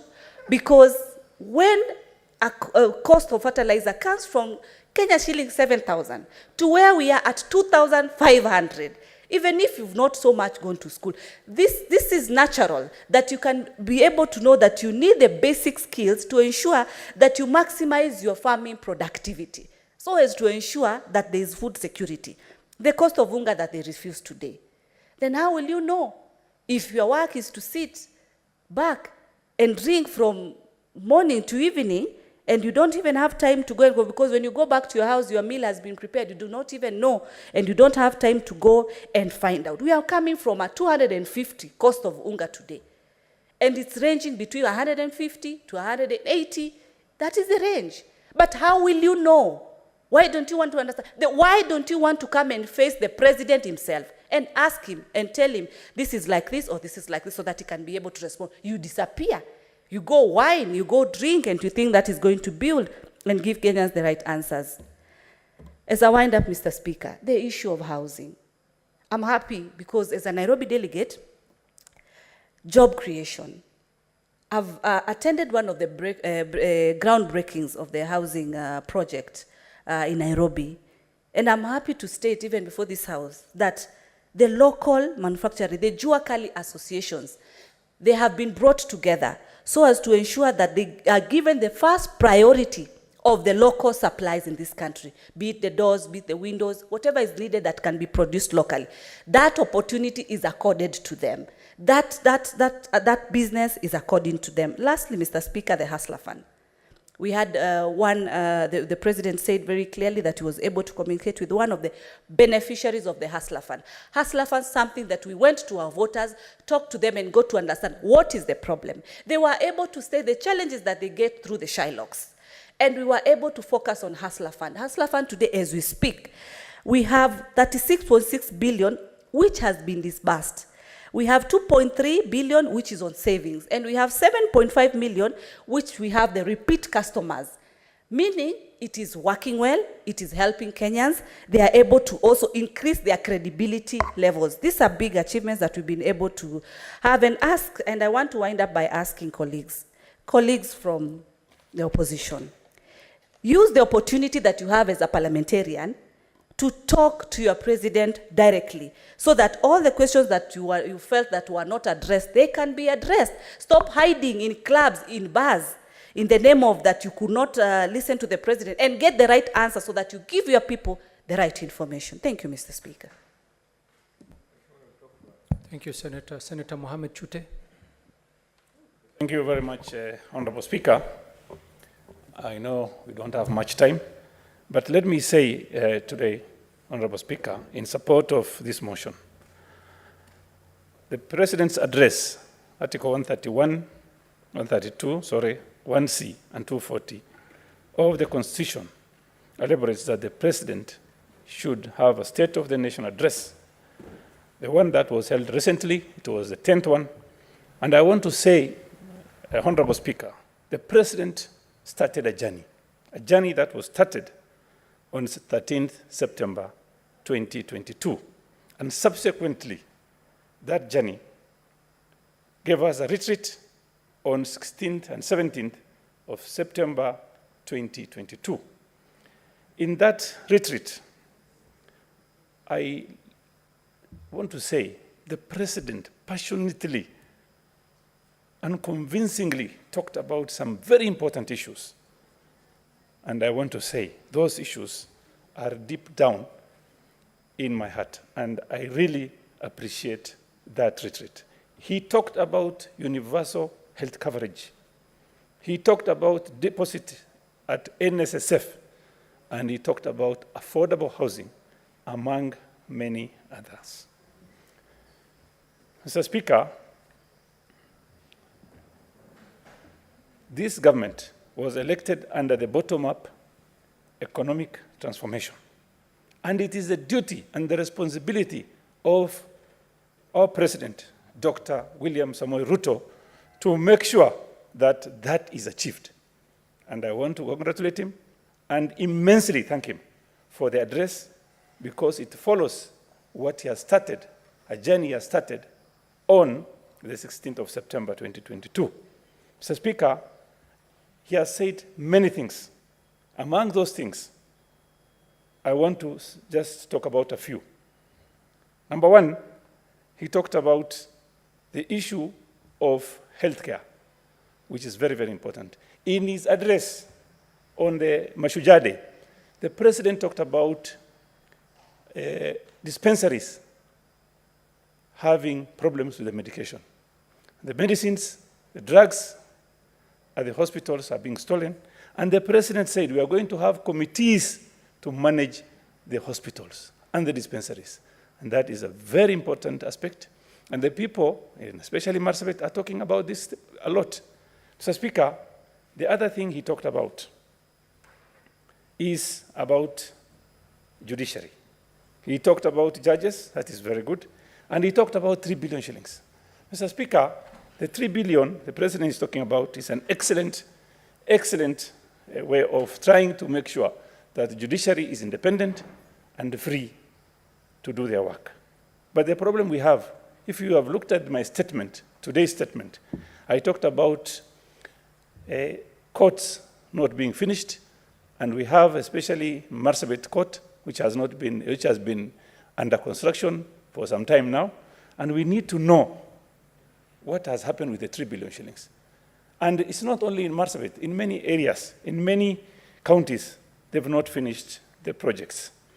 Mr. Speaker, the President talked about fertilizer, which is also very important. Mr. Speaker, I have a farm in Naivasha, a place called Indabibi.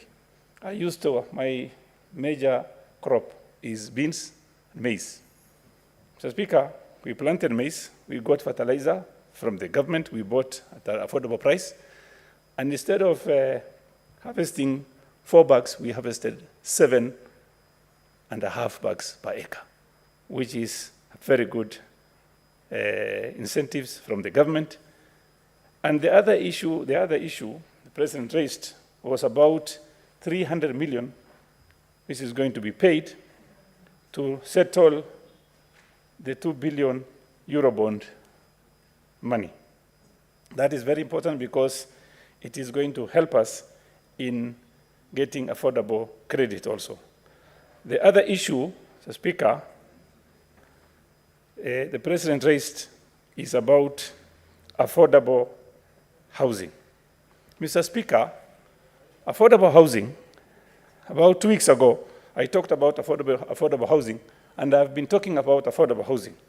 The President, in his desire to give the people of Kenya affordable housing, he tried to make houses affordable by introducing free land, free taxes, and free transfer fees. Mr. President is doing well. But the problem we have, Mr. Speaker, is I talked about scam 2 weeks ago. Scam, in normal dictionary, is fraudulent or deceptive act or operation. Why do I say it's deceptive and fraudulent? What is happening if you look at the motions we have, we have issues about Buxton. We had people coming to this house, complaining about Buxton Estate. We have Jamii Bora Estate in Kisaju. We have got Jericho Ofafa. We have Kibera Soweto. And we have also Jogoo Road construction going on.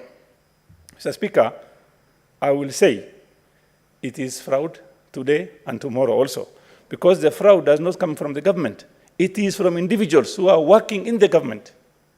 And the government, the President, should check what is happening between the counties and the developers. Currently, the agreement in the normal circumstances is between a county and a particular developer. In an open market, Mr. Speaker, a developer and a landowner can go into contract, and the contract is very clear in many occasions that the developer who is going to develop the houses will have 70% of the houses that's going to be built, the units, and the owner of the land will get 30%. In these contracts, which are like it's being called affordable housing, it is 10% for the landowner, which is the public, and 90% for the developer. That's why I was saying it's a scam. Finally, Mr. Speaker, let me also talk about our region, which is ASAL. The President talked about many things. He talked about bailing out farmers, coffee farmers, sugarcane farmers, where my friend Senator Kalwale comes from. He talks about coffee, bailing out coffee farmers. sugar farmers, tea farmers. And what I didn't hear from the president, and very important one, is he didn't talk about ASAL region. In Kenya, ASAL region counties are 80% of Kenya's landmass. And 36% of the population lives in ASAL region. And 70% of national livestock herd comes from ASAL region. And 90% of wild animals. Mr. Speaker, we've lost over 70% of our livestock in ASAL region, mainly Marsabit, Mandera, Wajir, Garissa, and Turkana, Samburu. Mr. Speaker, the president has not talked about how he's going to resettle the IDPs we have and those people who've lost their animals. At least there should have been some kind of compensation for our people. We are also Kenyans. We have all the rights like the people of Kakamega. Mr. Speaker, I would have wanted the president to address this issue. Finally, Mr. Speaker, there is something the president should address. I believe, Mr. Speaker, that corruption is a major problem, a cancer for this country. Mr. Speaker, according to statistics of 2022, corruption index, Kenya is at 22 points out of 100, Mr. Speaker. Least corrupt country, Kenya is 123 out of 180 countries. Our major problem is embezzlement, bribery, procurement of fraud. Mr. Speaker, if you look at the situation now, people are saying traffic police officers or police officers are the most corrupt. If we manage our economy, Mr. Speaker, if we reduce theft, which is at 30%, stealing of money through procurement, bribery, and embezzlement, we can afford to pay our police officers well so that they cannot get the small chais they are taking on our roads. People are saying police are most corrupt. I think it is wrong. The most corrupt people are the CSS and the PSS and the people who are heading government institutions. If they are not going to steal the 30%, that will make Kenya, at least police officers, to get more salaries, and the corruption they are talking about, or bribery, will reduce. Finally, Mr. Speaker, I beg to support this motion. But I should ask also the president not to forget the ASAL region of Kenya, which covers 80% of the landmass of this country. Thank you very much, and may God bless you all. Thank you, Senator Chute. I presume that you have concluded your motion. That is quite okay.